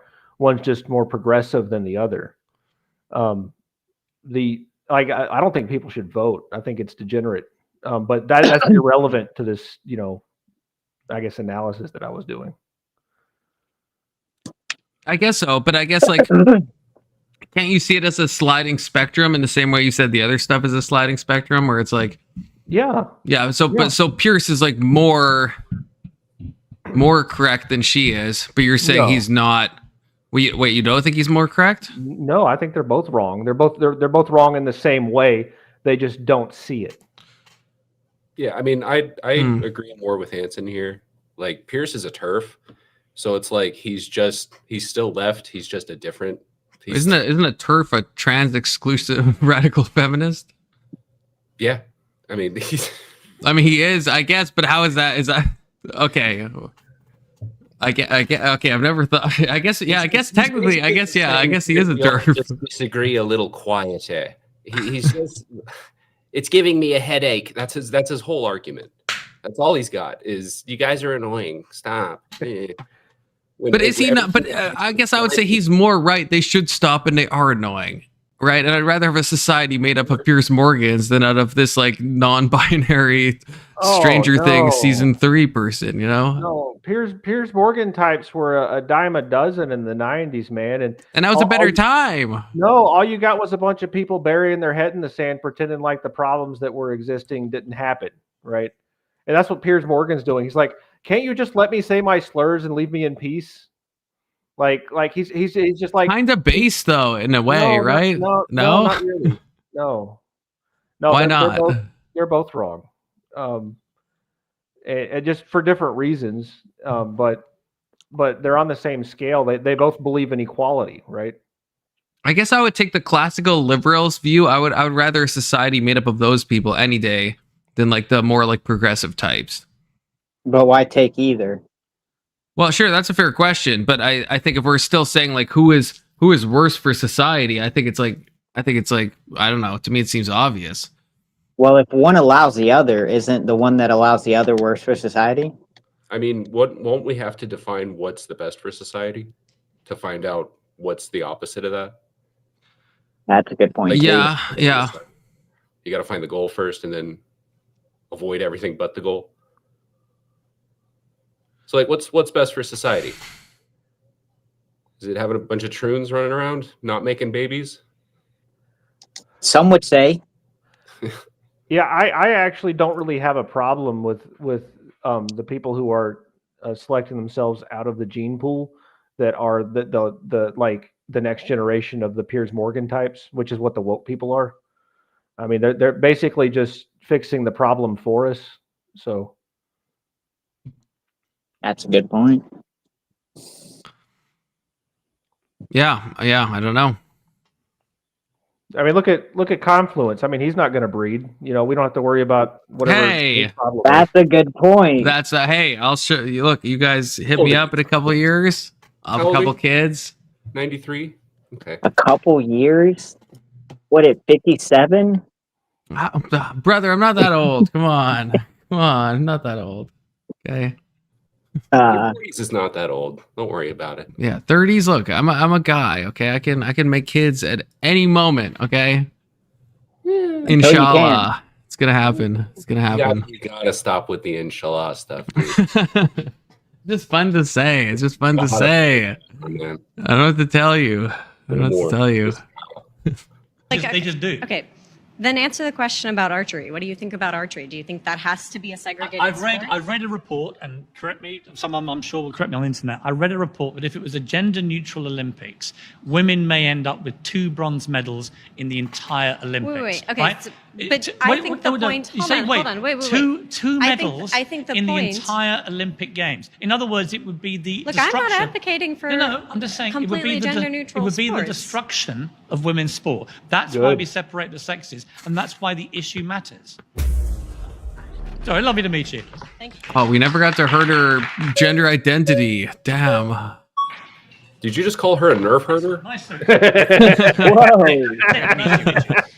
So look, the prompt was about the equivalency between wokeism and fascism. The key difference. Well, to be clear, the prompt actually, my real point is, if you want to brand everybody fascist, you can't behave like fascists yourself. But the key difference is fascism uses the power of the state to impose their so opinions. does the woke left. Wokeism does not. Oh, it does. Was anybody deported for being so woke dramatic. during the Biden No. administration? Here's my answer. Does anybody get rounded up in the streets for their opinion? Did anybody get canceled because the FCC said you're being too woke? No, it doesn't happen. Can I answer? Of course. Of course. Especially, I just want to say, this is insane that he's talking to Piers Morgan in the UK. How many people have been arrested for social media posts? So people absolutely, at least in Pierce's country, are being rounded up, okay? Very clearly so. In America, rounded up at different times in different ways, perhaps. But, Allegedly. mhm. Yeah, this guy's giving me Anchorman vibes. Yeah. He's like a strange parody. Have deployed the power of the state many times. Look at the pandemic. Look at the pandemic. How is that wokeism? I'll tell you how it's Wait, wokeism. so diseases are woke now? No, wokeism is where you take things which are not actually science-based. For example, the efficacy of masks. Right, and by the way, I feel guilty of this myself. I'm not saying I'm whiter than white about So this. masks are woke. No, they can be. The woke mentality, I'll explain why. When a government says that if you're seen without a mask during a pandemic, you can be fined or punished. Pierce, you're way too smart to believe this. Wait a minute.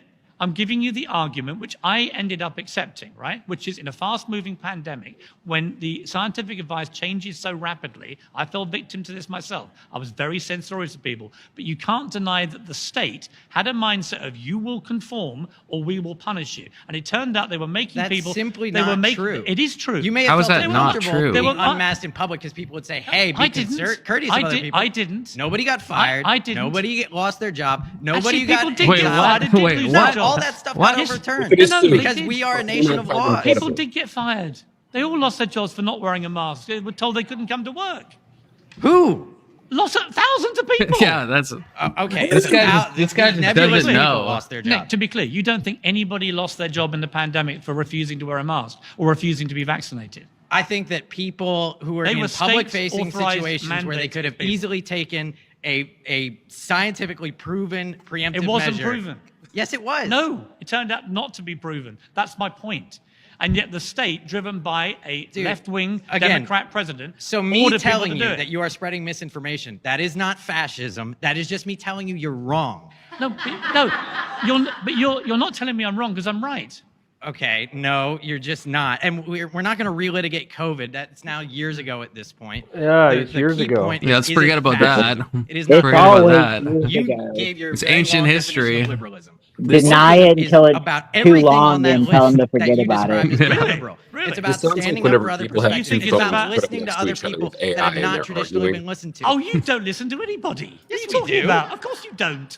You said yourself, wokeism started about just acknowledging social problems. I think it's woke That's that originally- middle America's yes. jobs have been shipped overseas. That's woke to Yeah. recognize that there's larger social problems. I don't dispute- Police brutality, Listen. recognizing that there's a problem with the institution of policing. That's woke. It's not fascist. Would you defund the police? No, absolutely not. Okay, well that's woke.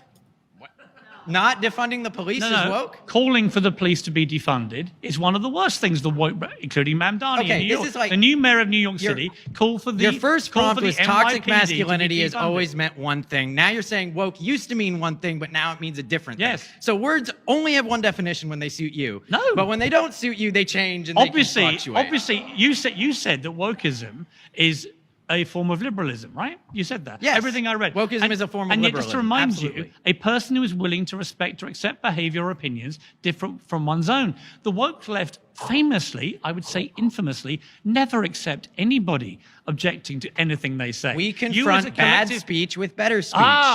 You confront bad speech with better Yes. speech. No, you don't. Like denying the What- efficacy of Max and vaccines, and I'm telling you that's wrong. No, I'm not saying you should be canceled or you should be imprisoned for that. Actually, if you want my honest view, I do not think the efficacy of masks was ever proven. In fact, I think most of the evidence now suggests they were pretty pointless. Secondly, on vaccines, I think they saved millions of lives, but I do think it was completely misleading of the government here and the government in the UK and other countries when they stated as a scientific fact that if you had the vaccine, you couldn't transmit the virus. The measure was whether the Wait a minute, healthcare wait a system minute, would be wait a minute, overwhelmed. wait a minute. The healthcare system I did not know, collapse. I It know. worked. That was all it was I'm supposed to making the be. It point wasn't that no one would ever get sick I'm making ever. the point that when you issue government mandates and it turns out God, you I were hate wrong. people like this. For example, when they said you cannot transmit the virus if you have the vaccine, it turned out that wasn't true. Do you accept that? I do accept that. So there were lots of things they said which turned out to be wrong. So I would rather err and- on the side and- of caution and by the way, with a well, disease that killed millions of people as- around the world. as- That's just me. Hey, Nick,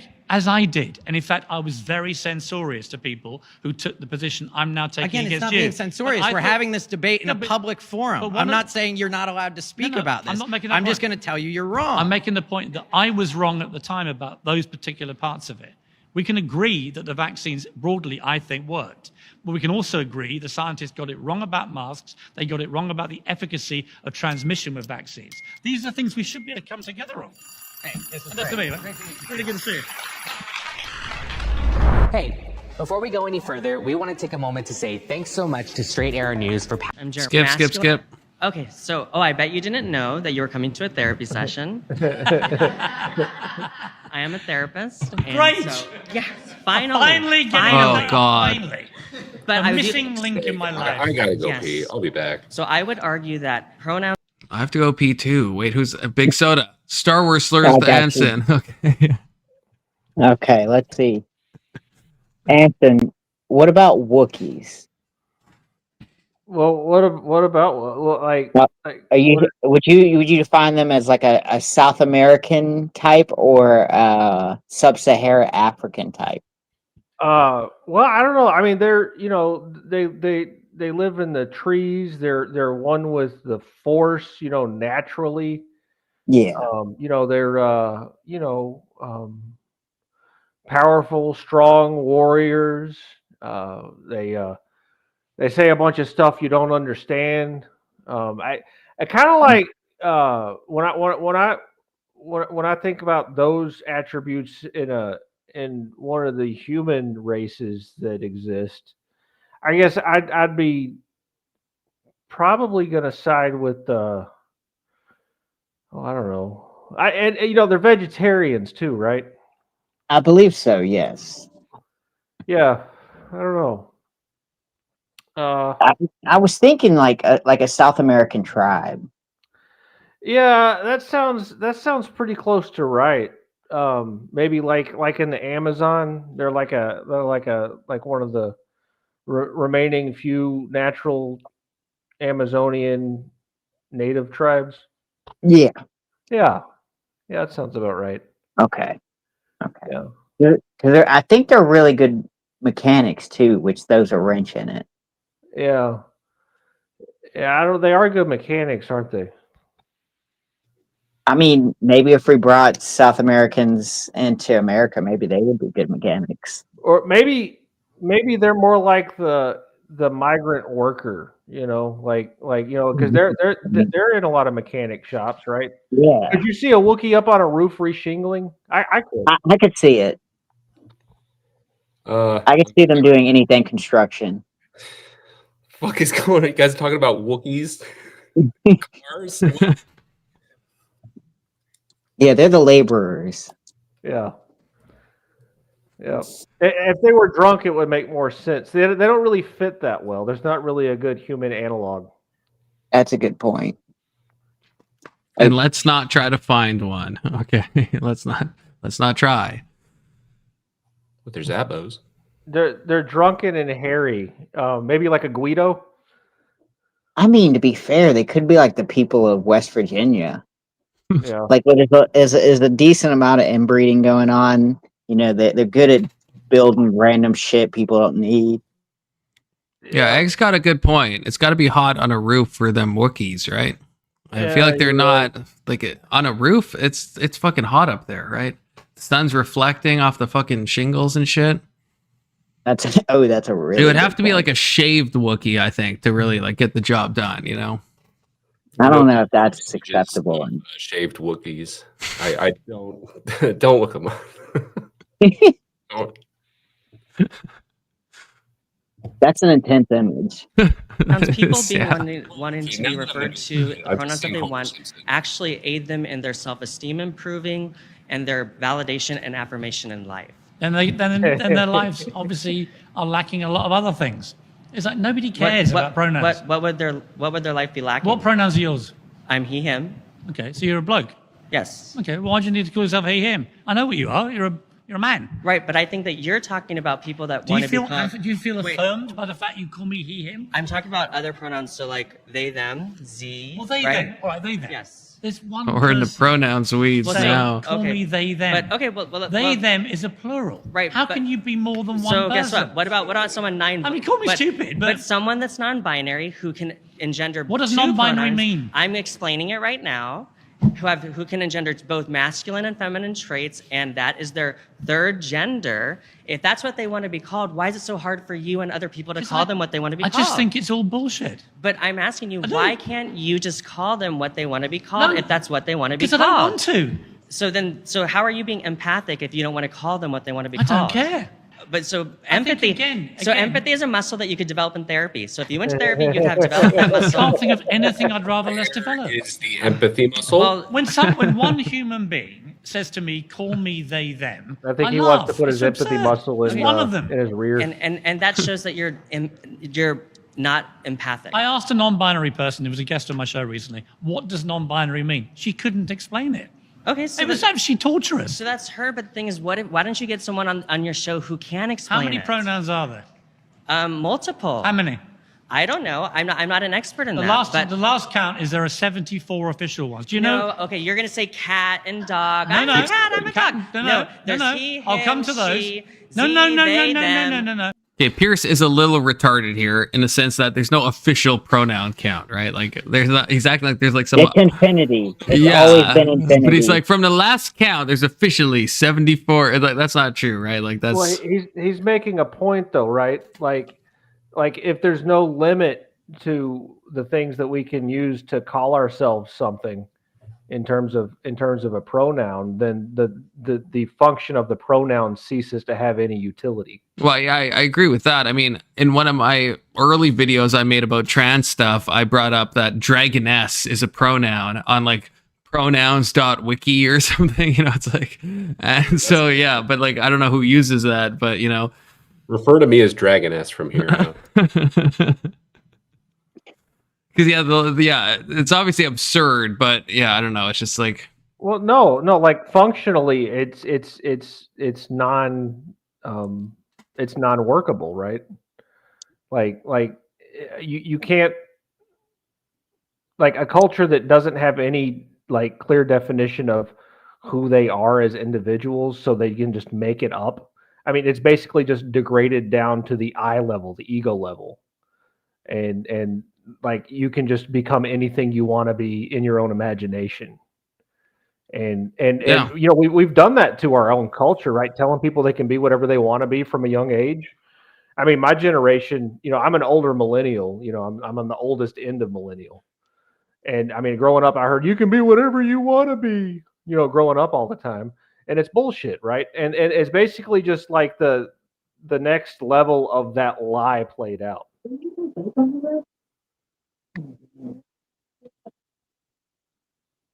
I heard a woman talking for a second. Yeah, Big Soda's hiding a lady there. Yeah, Big Soda. What's going on? Yeah, that was the person I kidnapped from a tower like 7 years ago. She's just been in my house ever since. That's a good cage. I'm telling you, man. I promote kidnapping from towers. It's a very effective strategy for courting women. I'll have to try that. Prove Anson Hey. wrong about my lack of birth rate helping, you know. A little force always helps. You know, Confluence, if you want to get a woman pregnant, there's a really easy way to do it. You just got to lower your standards, man. That's a good point. Yeah, that is true. That is true. Worked for me. There's a line though, you know, there's a line, okay. You just got to get rid of that line. Completely. Just remove it completely. The Bonnie Blues of the world. Your odds shoot up tremendously. Yeah, that's true. Probably kind of Talk like about those. talk about gender pronouns. Yes, right? and so am I. There are 74. One of them is astral gender, an affinity with space. No, where are you I getting am this astral information? gender. Astral gender. Google it. I've Literally Google it. Have you had someone on your show who said, I'm an astral whatever? Yes, I actually got one on. No, and did you pay that person to go on? Like, I mean... Utter lunacy, the whole thing. It's like kids identifying as cats at school. No, you know what I would do with them? That does not happen. It does happen. That is some bogus like media presentation. No, That does not happen. No, it has happened. Read my book, Woke is Dead. It's all in there. I don't know if I'll read that. There was a phenomenon called the furries. You know Always what it be was? plugging. Kids would go to school So and say, I know what "I'm furries are, identifying and as a furries cat." are not a gender. That's I'm a cat. its own kind of lifestyle. It's like Yeah, but people in This outfits is where, and but this is where, with all due respect, this is where limitless self-identity takes you. It takes you to the absurd. For example, But do you believe? Let me ask you. Okay, go. Do you believe that you can identify as anything you like? No. Oh, what are the No. exceptions? I think that most people that when they think about their gender identity, Hmm. it's he, him, she, her, they, z. Those are the ones that What's people Z? are. Wait, Z is Z? This is added to that? Oh God! Now I can't explain it. No, but Z. You've no idea, have you? It's all complete baloney. What's Z? I've no idea. And you're the guy trying to defend this nonsense. Here's my other question for you, right? I think we're out, though, it used to but- be LGBT, then it was LGBTQ. What is it now? What's the It's LGBTQ plus, or it could be LGBTQIA2S, Two Spirit. Right, and what does it stand for? Two Spirit or the Two No, the whole Spirit. thing. LGBT, read the whole thing. Lesbian, gay, bisexual, LGBT, trans, queer, or questioning. LGBTQIA, intersex, asexual. Two Spirit, it's the two-spirited individuals. You forgot pansexual and asexual. Well, so pan is, I did say asexual. Pan is not He in there. did say asexual. Nice to meet you. And pansexual is part of the plus, so, you know. He forgot wolf person. Hello. Hello, Piers. He forgot dragoness. Jenny, nice to meet you. Nice to meet you. So, we wanted to talk about, I guess your initial claim is that pronouns are silly or purposeless. I think we've just established how silly they are. I mean, even the people defending them can't remember what they mean. Right. So, I just wanted to touch on two things here. So, I don't think anyone is denying biological sex assignment at birth, right? Whatever your doctor determines your... Well, it's not about doctors assigning anything, is it? You're either born with certain genitals or you're not. Right, but a doctor has to look at it. When to you're a determine male or that. female. Right, understanding. Do you accept So- that? Yeah, I have to respond to my main troll, MC Nemesis. Okay, my Discord is Confluence9393. Okay, that's the proper channel to join. You know, I like that you're trying to do the proper channel as opposed to just joining the back chat and spamming racial slurs. So, Confluence9393 Nemesis. I This do whole- think what that does- we've got I mean, this two whole phrase, sexes. assigned at birth, what does it mean? That means a doctor has looked at you as No, a baby they look at you and they just see what I look at you and see. I don't have to be a doctor to know what you're assigned as. Right, but okay. You're just so- born. Do you accept that the vast majority of people ever in the history of planet Earth are born male or female? Yeah, I do believe that I was there hoping is you'd show up some- at some point, Nemesis. I was hoping, That's you know. what a doctor I've does. had You show up at least babies. one They time look at on them a and they stream, go, you "Oh, know. it's a boy, it's a girl. That's it. Right. So a What you doctor then decide to determines call that and yourself, writes that on your it's birth entirely down to you. certificate. But there's no one Okay, assigning can I anything. finish my point, please? Yeah, but they're not assigning anything. Can I It's a finish ridiculous my point, phrase. please? Feel Thank free. you.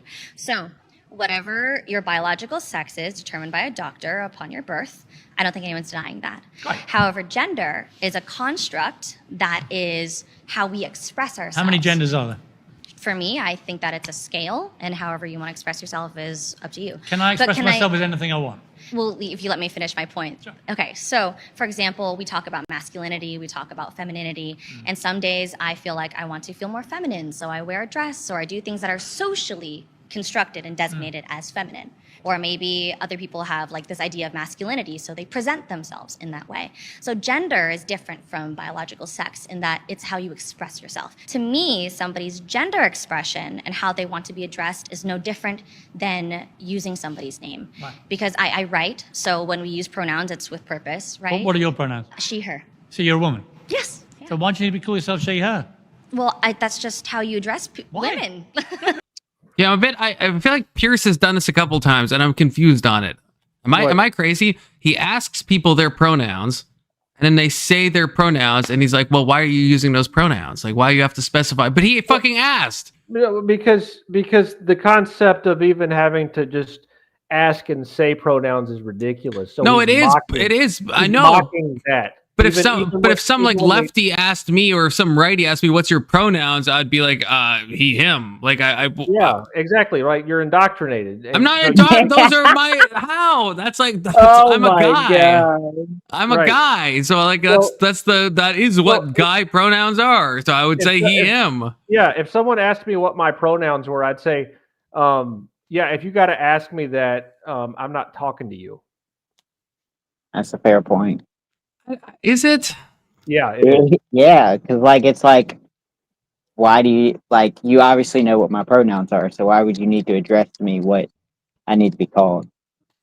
I would just assume that if someone's asking me, it's like, in some type of, they're maybe they don't want to get like fucked or something, or they're like super like, liberal coded. But I would still be like, yeah, this is my. But by me saying that, I'm not like. It's not the same as me declaring. I'm engaging, but it's not the same as me being like, hey, my name is Confluence. My pronouns are he, him. That's a very different thing than if someone like directly asks you and you're like, I don't fucking know, like he, him, like I'm a guy. Like I feel like that's the energy she gave off. She's like, she, her, and she's like, yeah, I'm a woman. And he's like, well, why do you have to specify your pronouns? Like, Pierce, you asked. I mean, I don't know. But it's like, just if someone asks you what your pronouns are, the correct answer is, if you can't figure it out, shut the fuck up. Right. So and this is a shit test that he's doing, right? By making them go into the process of like, I can't tell what you are based on the fact that I'm in a room full of libtards. So I'm going to have to ask all them what their pronouns are. And then no matter what they say, I'm going to give them shit for it, because even having to ask it is stupid. Yeah, but he didn't have to. He chose to ask it. I guess that's my point. He didn't have to ask it. She wasn't demanding the pronouns. It just feels like a bit of a bait to be like, hey, what's your pronouns? And then if someone answers with a normal response like she did, to be like, well, why'd you have to tell me? It's like, I don't know. It's like, bitch, you fucking asked. Like, I don't know. To see it seems a little Weasley to me. It's because he's too polite. It's because he's British. I don't know. It seems like a weasel tactic. I don't know. But pronouns are just used in English language. Pronoun fluence. Yeah, good to see you, Thumping. Pronouns has I'm always he, been him used fluence. in English language. I'm talking about the new cavalcade of extra pronouns. I think we're making it out to if be you're a so much woman, more you're a than it she, really her. is. If you're a man, you're a he, him. That's it. Okay. Right? The rest of it is just a complete construct of the woke left. Okay, And none a of construct, it, as like we've you already said. established, none of it makes sense to the point that none of you can even explain half of it. No, and I'm still explaining it. So How many genders are there? I'm still talking about gender expression. Can you and tell me how many genders there are? I'm talking about. How many are there? I personally don't care. I don't know. Do you know a number? No, because for biological sex, Do maybe you we can talk believe about that do in you believe in binary. the concept of limitless self-identity? No. So if you what's would let where's the limit? If you would let me continue. Where's the limit? If you would let me continue. Thank you. So what I'm saying, though, is that when you refer to somebody in their pronouns that they ask for, it's just general English language how we use it. There are plenty of languages out there that don't even have pronouns because that's just how the language works. So if you can speak a different language and not have to refer to somebody by their pronouns and know exactly who you're talking to, then I don't think pronouns are a big deal. I hear you. And you phrased it very nicely. But my point being, I think it's got... What? She's doing a bait and switch. She says there's plenty of other cultures that don't even have pronouns, right? Like, so the main issue here is that the culture that we had is being replaced, right? And so she's in a position of saying, well, I'm going to draw an equivalency to the fact that there are other cultures that I don't have to defend, and since they don't have pronouns, then there's nothing wrong with people using any pronouns they want to use, right? That's that's her reasoning of why she brought up the fact that there are other cultures. And the reality is that the reason why all these extra pronouns are being used is to erode the culture that existed in Western civilization, because the individual level is a culture is just a collection of minds, right? So if you erode the individual minds within the culture, the entire culture changes. And she's really like, Piers, he better like bring up something about how, like, what other cultures are you talking about? Why what was wrong with the culture that we had before, the normal culture? And I don't think he's going to do that. Yeah, I was going to say, I can almost promise you he's not going to do that. Yeah. I mean, I don't even, do we know, like, what other languages don't have pronouns? This is just like a curiosity. Does anyone know? Well, not the one that created Western civilization and civilized all of the third world, our culture. So. Well, that's true. But I know even I know some places have like ambiguous pronouns where it's like, but they're still pronouns. I mean, there's probably is some language. I'm just curious what she's like thinking of, because I don't know. I'm sure there's a lot of languages. I'm sure there's like something, but not any language or culture with closed-toed shoes. Yeah, that's a good way to put it. Completely out of hand. Okay. When there are 74 Stumping, join the panel. If you Google it, Seems like as you're the back, official Topanga. list of genders, and one of them is an affinity with space. I'm calling bullshit. Okay. When you have LGBTQ and it now has so many letters that even experts in the field of the LGBT community acronym cannot remember what they all mean, it is ridiculous. And when it comes to limitless self-identity, I had this debate with someone on International Women's Day on my show Uncensored. And I had two guests, one was white, one was black. There's a relevance to that. And we were talking about this, and I said, right, two women. I said, do you believe in limitless self-identity? And the wokey of the two guests said, I do. And you have to respect what people want. She said, yes. I went, okay, in that case, I, on International Women's Day, Piers Morgan, am now identifying as a black lesbian. And the black panelist burst out laughing because she knew what I was doing, which is taking this argument to its logical conclusion, which is once you make it limitless, society just collapses because anyone can say that they're anything they want. If I may interject. And you would say to me, if I said to you I'm a black lesbian, what would you say? I would say that you're conflating this idea of limitless, like whatever, gender expression Self-identity. or self-identity. Yeah. I already said I don't agree with that. Yeah, but you didn't say where the limit is. Right. So for me personally, and what I believe is that there are scientific things that we can agree to, like biological sex, right? But gender expression is a cultural I know, and societal. you said that, but where is the limit to what you can identify? So you can't identify as another race because that's just genetically not correct. Right. Right? So there are limits to this. Yeah, I do. So I'm really curious where the woke limit is on self-identity. Gender is a social construct. A social construct means we made it up.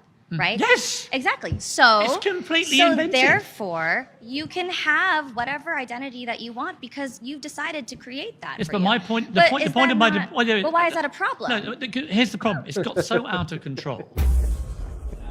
Nice to meet you. Nice to meet you.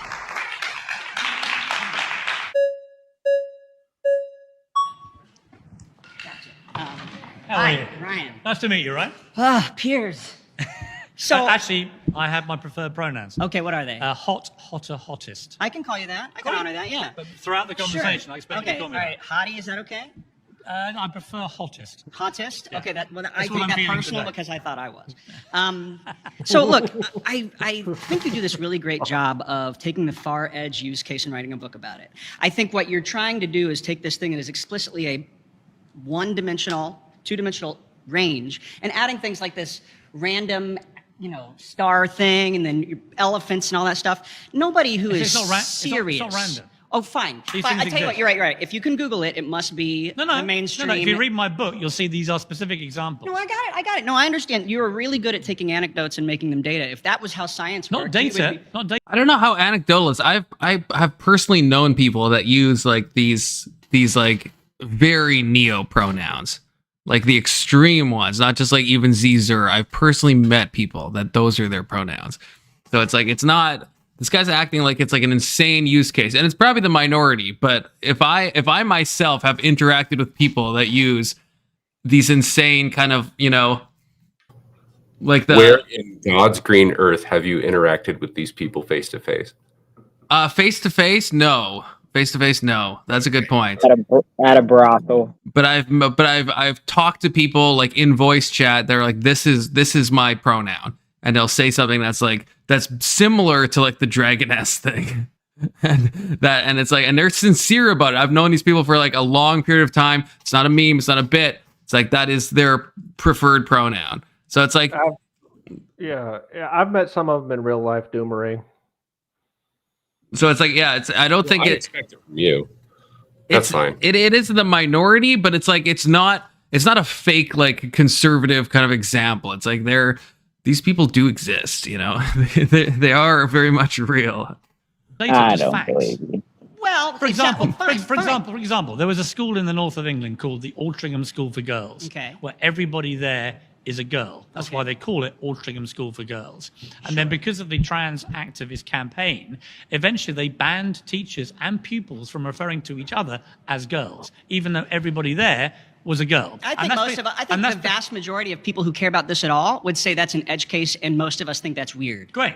That's the vast majority and of people. I agree with you. Yeah. Okay. So explain to me why you think personal pronouns actually matter. Well, you know, the question of gender has gone back for thousands of years. There were over 150 distinct civilizations in North America before colonialism that had more than two genders. No, it hasn't. So this is what we in the real world like to call an open question that evolves over time. I don't think that the fact that the question exists means there's some systemic sickness within society. So he did the same thing. And I don't understand why the fact... He pointed to ancient cultures that had different social constructions for gender and said, that existed. So who's to say that we shouldn't be like them, right? And so Piers should make the argument, well, you know, why don't those cultures exist anymore? And why are you trying to replace ours with something that was obviously inferior because it was conquered, right? Yeah, even if that is true, even if that were true, where are they now? Yeah, it's like the fact that we can only point to like a fringe amount of cases. And I've been in this argument so many times with people on the left where it's like, yeah, it's like, yes, there's like these like obscure tribes that you can like point to that like either do or don't exist anymore. We just have some record. And it's usually not even the same anyway. If you look into it, it's usually like, oh, this was actually like the word they use for like gay people or something. Like it's usually not the way we mean like the whole like trans stuff now anyway. Well, like at one point in time, there was a social construction amongst many ancient cultures that we should worship the sun, right? So why don't we start worshiping the sun again? That's the logic he's using.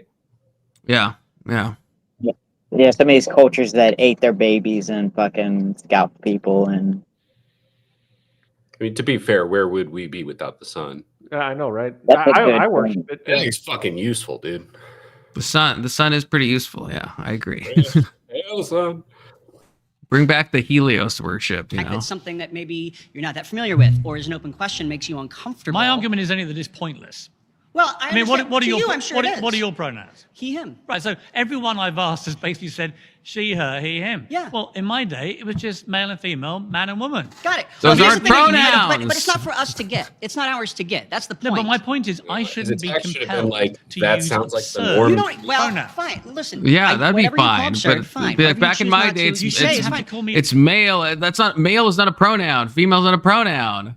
Men were men in my day. Yeah, it's like, I don't like it. Don't ask people what a pronoun is, and when they say it, be like, back in my day, it was a man and a male and a female. It's like that's not how grammar works. Those are just not pronouns. Those are nouns. Even though I say my preferred pronoun you're starting to sound like one of them. Listen, as a gay man, you could go around calling me and that would be okay. You would be allowed to do that. You're not going to get arrested. You're not calling going to a what? prison. What was edited there? Exactly. It would be offensive and unkind. It would not be okay, but you could do it. What I'm saying is you don't have to accept other people's pronouns. Yes, well, you've been saying a lot. I'm referring to things you've said. You're putting words into my mouth. Okay, correct me. You should let me say what I think about you. Okay, go for it. I can't wait. I just found your terminology offensive. Okay. Did he drop like an F-bomb or like the other kind of F-bomb? When there are derogatory terms like that, it's offensive. Yeah. Of course. Right. And so if I find it offensive that you refuse to honor someone's they, them pronouns, I'm allowed to be offended by that. You're allowed to be offensive. Sure. That's a thing that can happen out in the world. That doesn't make you right. No, but we had a crazy phase, which I talk about in the book, where literally companies, big companies, people were getting fired for not using people's pronouns. I don't think, look. Do you agree that's insane? Hold on, listen. anytime change happens, there are going to be blips But do you of agree that was extremity. mad? Do you agree nobody should be fired? I don't think anybody should get fired. No. Nobody should be fired. So we No. agree. This is No. good. It's a good. Yeah, no, but the vast majority of people think that, Piers. I mean, for the same reason that most of us call ourselves woke, tongue in cheek, where there's minutia, there's little details, little to the side cases, and then there's what's common. And what's common is people respect people's pronouns, but it is uncommon for an employer to fire someone for refusing to put them in their Actually, email it's more signature. common than you think, Well- and actually became a very insidious part of wokeism. I mean- which is what I call the cancel culture. We're going to come to that as a separate question, but this whole idea that if you don't conform to a particular worldview, you have to be No, look, I cancelled, understand. I understand fired, that. Look, shamed, that and there so on. there are people on the far extreme of both the left and the right who want to get rid of people who think differently than they do. That's Yeah. a both Yep. sided On both thing. sides, I agree. But 95% of us are inside of those sides. This is not like a systemic problem with our whole human society. This is a far edge use case. So if you want to write a book and you want to go around talking about it like it applies to all of us, I just want to be clear: you're taking a molehill and making a mountain out of it. Sounds like you pretty well agree with me. Well, yeah, no, I agree with the principle of some of these things can be extreme. What I disagree with is how you take it and you make it this permanently awful bad thing, black and white, binary, it's bad, and you want to dismiss out of hand anyone that might be close to I it. think wokeism as a mindset is honestly, I think it's a joyless, hectoring, censoring, virtue signaling load of old crap. I do. And I say that. I hear you. And like I say, I don't say that because I'm on the right, because I'm not. The right will tell you I'm not one of them. Yeah. Ask them what they think about things like gun control No, I and get it. No, abortion and things like that, I get right? it. No, your I'm not. contrarian thing is a great brand, and I Actually, believe it's authentic. I believe it's authentic. I genuinely But sit here's in the the thing. middle on this. Well, fine. But here's the thing. I want to just be clear that what we're talking about are holding against the whole of society edge cases. I have been a grassroots activist for 15 years. I also do stand-up comedy with all kinds of people. People say things that are offensive all the time, and every once in a while, I'm sure it's hilarious. or maybe two people who are these Women are never joyless, good comedians. joy-sucking, nothing is okay people. But all of us, the vast majority of us who give a shit about any of these things, find those people to be unusual. But my point, they get cornered over there, I hear you, and they're over there, and we don't do. And that's why when you say wokeism is like that, Yeah. we all go bullshit, Piers, because that's not how we are. Listen. I agree that all-encompassing, verdicts on a group of people. Yeah. This guy's doing a really good job of normalizing the freak, right? And that's the whole point of this woke movement, is to say, hey, look, even though we're all freaks and it used to be understood that we should be marginalized and kept out of polite society, we're out in polite society now. You have to look at us and accept us, but only the ones that are trying to force you to accept us are bad, not us, the freaks, right? So we're the normal freaks. And that's all he's doing. And Piers isn't pushing back at all because he's a woke lefty just like them, but he's like a 20-year-old woke lefty who's the old fuddy-duddy now, right? Like he's all right with normalizing freaks. It's just the force thing is what bothers him. Yeah, I mean, maybe you're right, because he's not giving as much pushback as I would hope, He's saying what he usually says on his show, which is like a bit, yeah. Him being like as libertarian as he is, like he doesn't really have much to stand on with this. Right? Yeah, I guess that's the problem, yeah. He's just like, stop doing that. I don't like that. Yeah, there's not like a whole lot of substance behind it, besides like, hey, don't be so crazy. Don't be so crazy. Stop being crazy. Can we all just argue a little quieter, please? Yeah. Yeah, I'm beginning to see that. Is often a bit misleading. If hear that. you're clearly not an extreme progressive wokey, right? You're somewhere probably a bit more normal, which is, like I said at the That's start. not what my dad says. But. No, but I can see you probably are. You probably got quite a common sense valve in you, right? Yeah, I hope so. And that's all I want really is common sense. Good luck.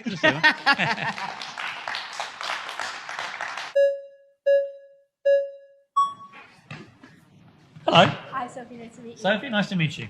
So, What are your pronouns? she, her. Great, another one. But So actually, oddly, ironically, none of you have anything but the standard old pronouns, which we never needed because everyone knew you were a woman or a man. yes, however, my best friend goes by gender neutral pronouns, and I am an 18-year-old high school So student. what do you mean by that? They go by they, them. They, them, but there's only one of them. Yes. Explain that. They, them can refer to a singular person. Like, They can't, though, can it? I feel like if somebody comes to my house and drops off a package at the door, I say, oh, they left the package there. I'm not like, oh, he left the package there. She left the package there. I say they left the package there. And that's only referring to one person. So I'm an 18-year-old high school student, and many of my friends... I would say that's true, but the reason that people use that is when you normally don't know the person's gender. So I think that's pretty common. When you say they, you're referencing kind of the delivery person, and the delivery person is a group of people that deliver packages. No, I don't know if I'd say You don't that. think Like so? if someone's going to a doctor and I've never seen the doctor, I think I would use they, them. I mean, fucking Shakespeare used it in that way, right? So that was actually one of the social constructions that was changed in the 80s. It used to be that when you didn't know the gender, you would use he. Yeah, just default to he. Yeah, that was changed at some point because I guess it was determined that was like sexist for some reason. I'm bringing it back, baby. I don't know. Like, okay, so this is a weird example that popped in my head. Okay, but let's say you're like playing some like game among like a mixed gender group of people. Okay, and you have an item and you're supposed to give it to someone. And let's say you like draw a card and it tells you who you're supposed to give it to. And then someone else, what are they going to say? Are they going to be like, give it to him, even though it's like 5 men and 5? That feels weird to me. I think they would say, give it to them. Because they don't know. They're not going to say, give it to him, and then you hand it to... No, you're giving it to one person, but it's about the knowledge. They don't know if your card is to give it to a girl or to a guy. So I think it's natural to say, give it to them. You're not going to say, give it to him, because you don't know if it's a he or a she.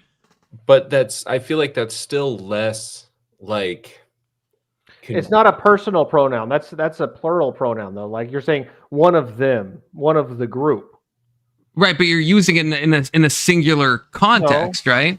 Like okay, so my like history from a career point of view is like writing, and back in the day we couldn't say them because it is grammatically incorrect, as Mr. Mister points out, it is, but we would have to say him or her, which becomes very cumbersome though. And most people in spoken language don't say that. Most people will default in a singular pronoun. They will use they or them because it's cumbersome to say him or her. And now in the style guides of like APA and stuff, they will say to just say they because of gender stuff. But back in the day, you used to have to say he or him. But no one does that in real life in actual like spoken talk, because it is. In my example with the game, you wouldn't be like, give it to him or her. It's a cumbersome phrase to say. So it is a singular pronoun, but you're using, and yeah, it is grammatically incorrect, but you will still say him. Or sorry, you will still say them. Like you said, it's grammatically incorrect, right? So it's just been the language has been changed by a group of experts who think they know better how we should speak, and it's changing the way we think because words are our thoughts, right? And so you're a perfect example of how you've just accepted the social conditioning given to us by the intelligentsia, right? Well, I've accepted it. I'm making a key distinction between how language is used in real life and how language is like technically used grammatically, and there is a distinction there.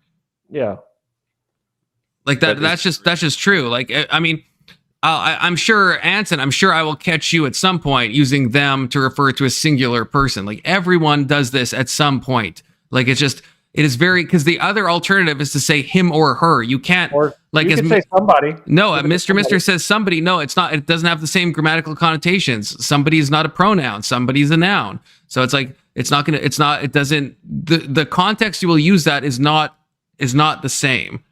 And all you have to do is analyze your own language to realize that this happens. Now, I'm from Alabama, so I just say one of y'all. Yeah, one of y'all is a substitute. But for people who don't say that, right? So okay, so I guess to me it's more of an Occam's razor question. It's more of a should, right? Should we use them or should we risk it and use him, her? And I feel like if you're going to have a mistake, let's say a mistake is inevitable, at some point that pronoun is going to be wrong. Would you rather it be how many persons are you referring to wrong, or which gender is the person kind of wrong? And I'd rather just, oh, you're handing the card to a her instead of a him in this board game.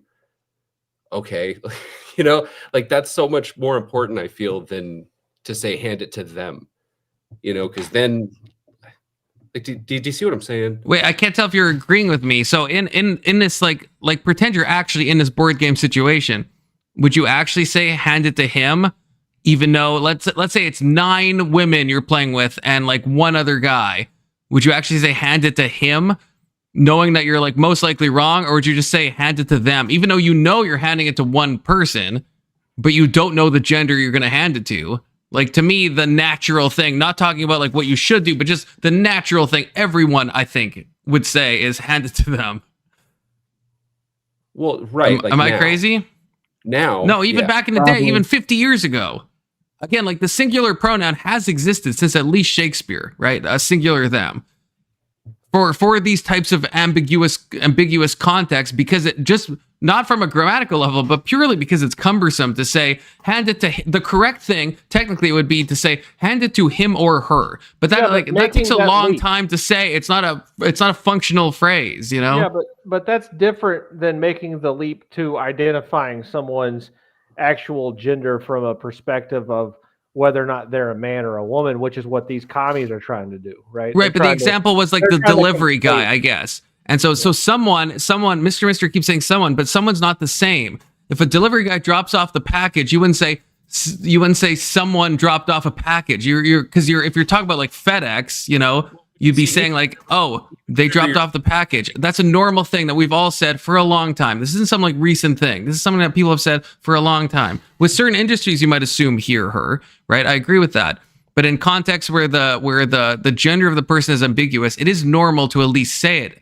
But people say ungrammatical stuff all the time. Like spoken English, very different from written English grammatically, right? Like if you did a transcription of everything I've said, it would be entirely ungrammatical, right?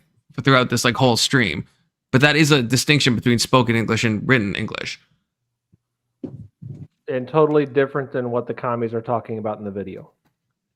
The only point would be, I guess, the delivery person. I don't think it's insane. I don't think it's insane to refer to, if you don't know the gender, to say they. So I guess like I agree with the other thing. Like what you guys are saying, I agree with that. Once you know the gender, then I don't think they does apply. I think it is a ridiculous pronoun to use once you know the person's gender. But I think in context where you don't know, I think it's very normal to say they, them. Yeah, and Mr. is saying he's never said, again, just, I guess, watch your language for the next like 5 days. See if you ever catch yourself saying they to refer to a person who is singular. It happens all the time. I don't think this is a new thing. I would have just referred to the it in that situation, referred to the package. It was dropped off. But who did the dropping off? That's irrelevant. You wouldn't say it dropped, but if you were talking about it dropped off. Yeah. I know, but I'm saying if you're talking about the person, let's say they as they're dropping off the package, they like ding your door. You know, they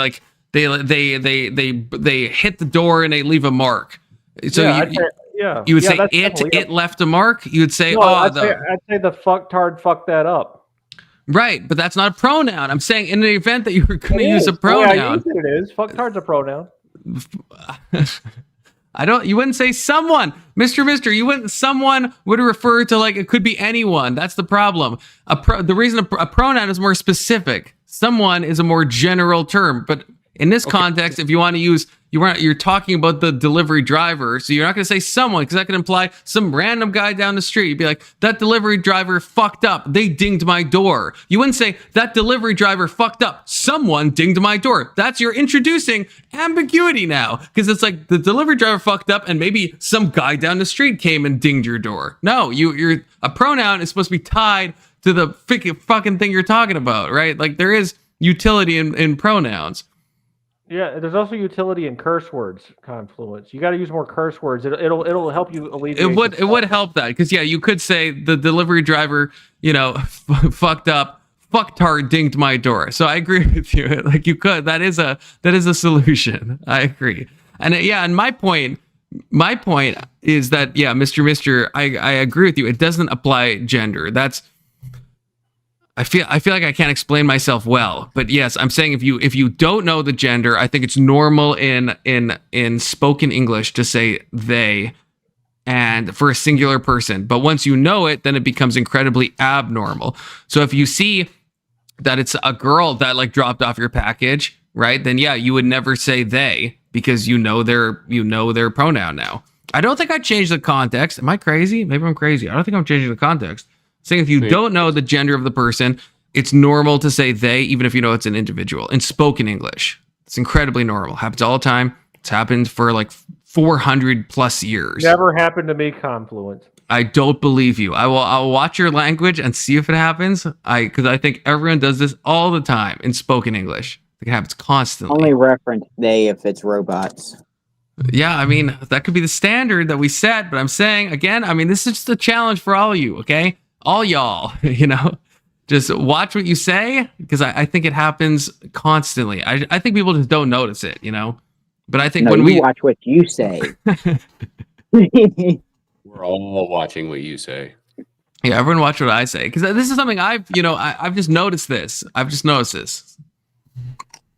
Oh yeah. Okay. Well, yeah. Okay. Mr. saying it's not meant in the context of what the lib shit said.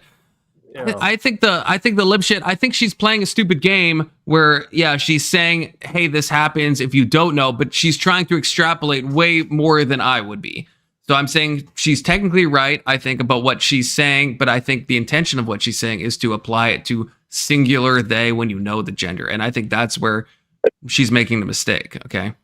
Well, it's not her fault. I mean, she's a woman; she can't help it. And the guys in this video are obviously like they've got malnourished brains. Their moms probably ate too much soy when they were in utero, and so they have female brains. And that's all this is.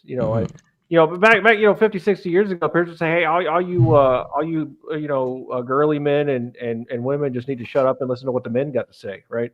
I mean, in this chick's defense, she also said she's a high school student, so. Yeah. They just let anybody on up. Yeah, apparently there's like no qualifiers at all, Are trans because like a high school student. Are they though? Yes. Are they? Because what's happening is quite interesting. Apparently, the number of people.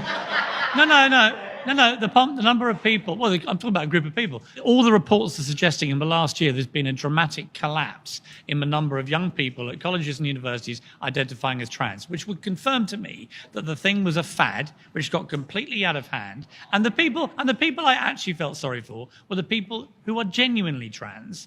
In some cases, go through years of surgery because they feel they're born to the wrong body, the wrong sex, and so on. I feel like they have been lost in all this conversation. They've been made to feel ridiculous, they've been mocked and so on. And I feel badly for those people because actually, a lot of this trans stuff, particularly with young people at colleges, has been a fad. And, there was a school near me, near where I grew up in East Sussex in England, where 900 kids in one school were apparently trans. Yes. Oh, dude, off. Honestly, it's ridiculous. I understand. However, I think it's about respect, and it's about garnering respect to the people who are, like, you're talking to a person. And if they want to be called they, them, by the pronouns that they choose. And if I want to be called a black lesbian? Okay, but that gets into a race conversation. That's not what we're talking about if I want to be called, let me think of something. No, we're talking about they, them. We're talking about gender-neutral pronouns. That was the debate If I want to be topic. hot or hottest. Okay, well, that would be your choice. Would you respect that? Yes, I would. So you would call me that? Yeah, because that is your pronouns. Well, go on, then. And so go on, then. I feel No, like... you must call me that. Okay. Can I pick my pronouns as like racial slurs? Like, is that okay? And then they have to say those. Sorry, you got Okay, so hotter. Okay, thank you. Language evolves. Fucking Language idiot. evolves over time. Oh god. You see how ridiculous that exchange was? No. It's preposterous. Oh. Even the wokies know. They voted her out. Yeah, No. she's exactly why they didn't want women to vote. Go back to high school. Well, she's still in it, so she Welcome can't. back. But Hey, good to see you again. Good to see you again. So I think that Oh, God, Mason fixation on this again. really shows your emotional connection to the idea of pronouns more than like other people's want to self-identify. Because for me, if like I've had people come up to me, I work in a lot of queer spaces in nonprofit work, and I've had people who say they're they them. Not a sentence you should ever have to say. Call them, if they look very femme presenting, I'll call them she her, and they'll be like, actually, it's they them. In my mind, I'm like, okay, I messed up. They're not chastising me. They're not pissed at me. They're not going to like victimize me afterwards. Great. And that's a majority of people. If there are people that do feel a sense of defensiveness, it's because there's been a propaganda campaign nationally that's been pushed on these people specifically to target and victimize them. So my big thing is, if we want people to be less defensive and less emotional, why are we fixating so much on it? Why are the people that say they hate pronouns so much talking about pronouns every chance they get? I just think when we get to 74 different ways of identifying your gender, and one of them is an affinity with the stars, you should all accept it's got ridiculous. And my point of saying things like, I identify as a black lesbian or whatever, is simply to show that if you allow things to be limitless, it goes to ridiculous places. We've had, I mean, that Rachel Dolezal story, do you remember? That was the white woman pretending to be black, right? It was absolutely absurd. Well, that ain't And she nothing led new. this whole life as a fake person. It's all that kind of stuff. Yeah. To me, it's fueled by a mindset that says anyone can, they use the phrase express themselves, but actually, if your gender identity, and you want people to use this, if we get to 74, 80, 100, right, it becomes, as I point out, completely pointless. Yeah, but if you're someone who feels this like sense that you need to identify as hot and hottest, I'm just going to call you Piers. Like, that's really how it is. Exactly my point. Yeah, so my thing is... You've answered my... That's it. No, exactly, and that's what you can do. No, you agree. No, but you're going on a show and That's you're my writing point. a book It would specifically highlighting this these people. debate would That's be- the difference. If it's in this I'm not debate- making a big stink saying this is the degradation of society. if in this I'm de- saying that this is I somebody get who's it. saying something that I don't totally understand. I get it. But just because I don't understand it, I can still respect them. I know, I but- don't have to punch down and specifically I know, target them but out. let me That's tell the you, difference. There are a million things more important in life than being concerned about how people call you. Then don't focus on it, Pierce. Why are you writing a book about I it? If there's don't. millions of things to I don't. concern It's yourself not me with. focusing Why aren't you on talking it. about a genocide I happening in don't believe- Palestine? I Why aren't you do. talking about I actual literally- victims that I are li- going I through literally- hardship? I li- You're writing a book about people who say astrogender, something I've never heard before, and I work in queer spaces. Mate, time out. I literally do a show every night where I talk about the wars in Ukraine and Gaza and other major Right. issues. I'm just talking about this topic. I'm talking though, about this because I think it was very interesting to me that Donald Trump got reelected. I was like, how has this happened? And I think it was partly immigration, it was partly the economy, and it was partly what No, the I Democrats think call you're the wrong. culture, and partly the culture wars, right? A lot of people were fed up with this. I think it really was a big focus on the economy, and I think you're right there. And I think Trump's version of populism spoke to a lot of people who have been disenfranchised. by Also, both the political culture parties. war stuff, it did cut It through. didn't, though. Yes, it did. That's not a and big I don't meet focus. anybody on the woke left who will admit it. None of you admit it. Because if you talk about people's economic conditions, they're not going to give a shit of who their neighbors are and what their pronouns identify as. Right. They just want to be able to afford meals for their So kids in a way- and actually get health care. Exactly. Hence why gender pronouns are pointless. No, if a certain So- group of people feel more comfortable, that shouldn't be something we discriminate. Glad the timer ran out of Mason. Oh my god. Like, to me, his argument quickly became like parallel to like whenever you get pulled over and you start arguing with the cop, like, hey, aren't there like real criminals out there that you should be chasing instead of worrying about me? Yeah, anytime someone says, hey, there's a genocide going on, stop focusing on this. There's starving children in the world, bro. What are you doing? I think it was dishonest how he kept saying that he worked in queer spaces. He's just a manhole inspector. I mean, that's not really, technically a queer space. Person hole inspector? Oh, sorry. Yeah, person hole inspector. Yeah. Them hole? No, Astral hole inspector. but him and that dumb chick before him, they both started whining about how it was a matter of respect to call somebody, whatever made up thing they made up. Right now, like Piers missed a great opportunity there to say, well, it's actually much more respectful to not lie to somebody to their face and pretend like they're something they're not. From Right. the intro card, I think Pierce will eventually say this. From the little preview we've been given, he's like hiding his power level. Okay. I don't know, because then that's going to start leading him into the harm argument. You're going to have to start defining that, and he's not going to do that. Yeah. Yeah, I'm not sure how it's gonna go. This is a good probably stopping point for the video. Yeah. It's a rare night where I have to, do things before I go to sleep. So we have successfully avoided a ban from Jubilee though. So I guess this is the way to do it. I just have to like fuck with the video so much and have my logo covering, a quarter of the screen, and then Jubilee doesn't find me. So I am reporting the stream now. Do not report the stream. We have a part 2 tomorrow night. Jubilee. Never guess what happened. But thank you, all of you. Thank you, Big Soda. Thank you, Doomerang, and thank you, Anson. Good to see you again. Haven't seen you in a hot minute. Thank you, bud. And yeah, there will be a second one. I don't know. I don't know if Pierce is I think Pierce is going to get a little more, a little more feisty, again based on the intro. But I'm being a bit more Anson pilled because I feel like I'm starting to see the problem of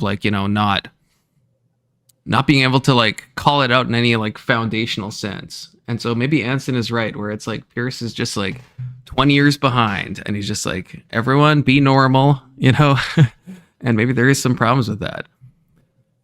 But yeah, anyone got any final words? Last words, anyone? Nah, it's pretty gay. It is pretty gay. All right. Well, good to see you all again. Thanks for stopping by. 07s to all of you. Peace, guys. Take care.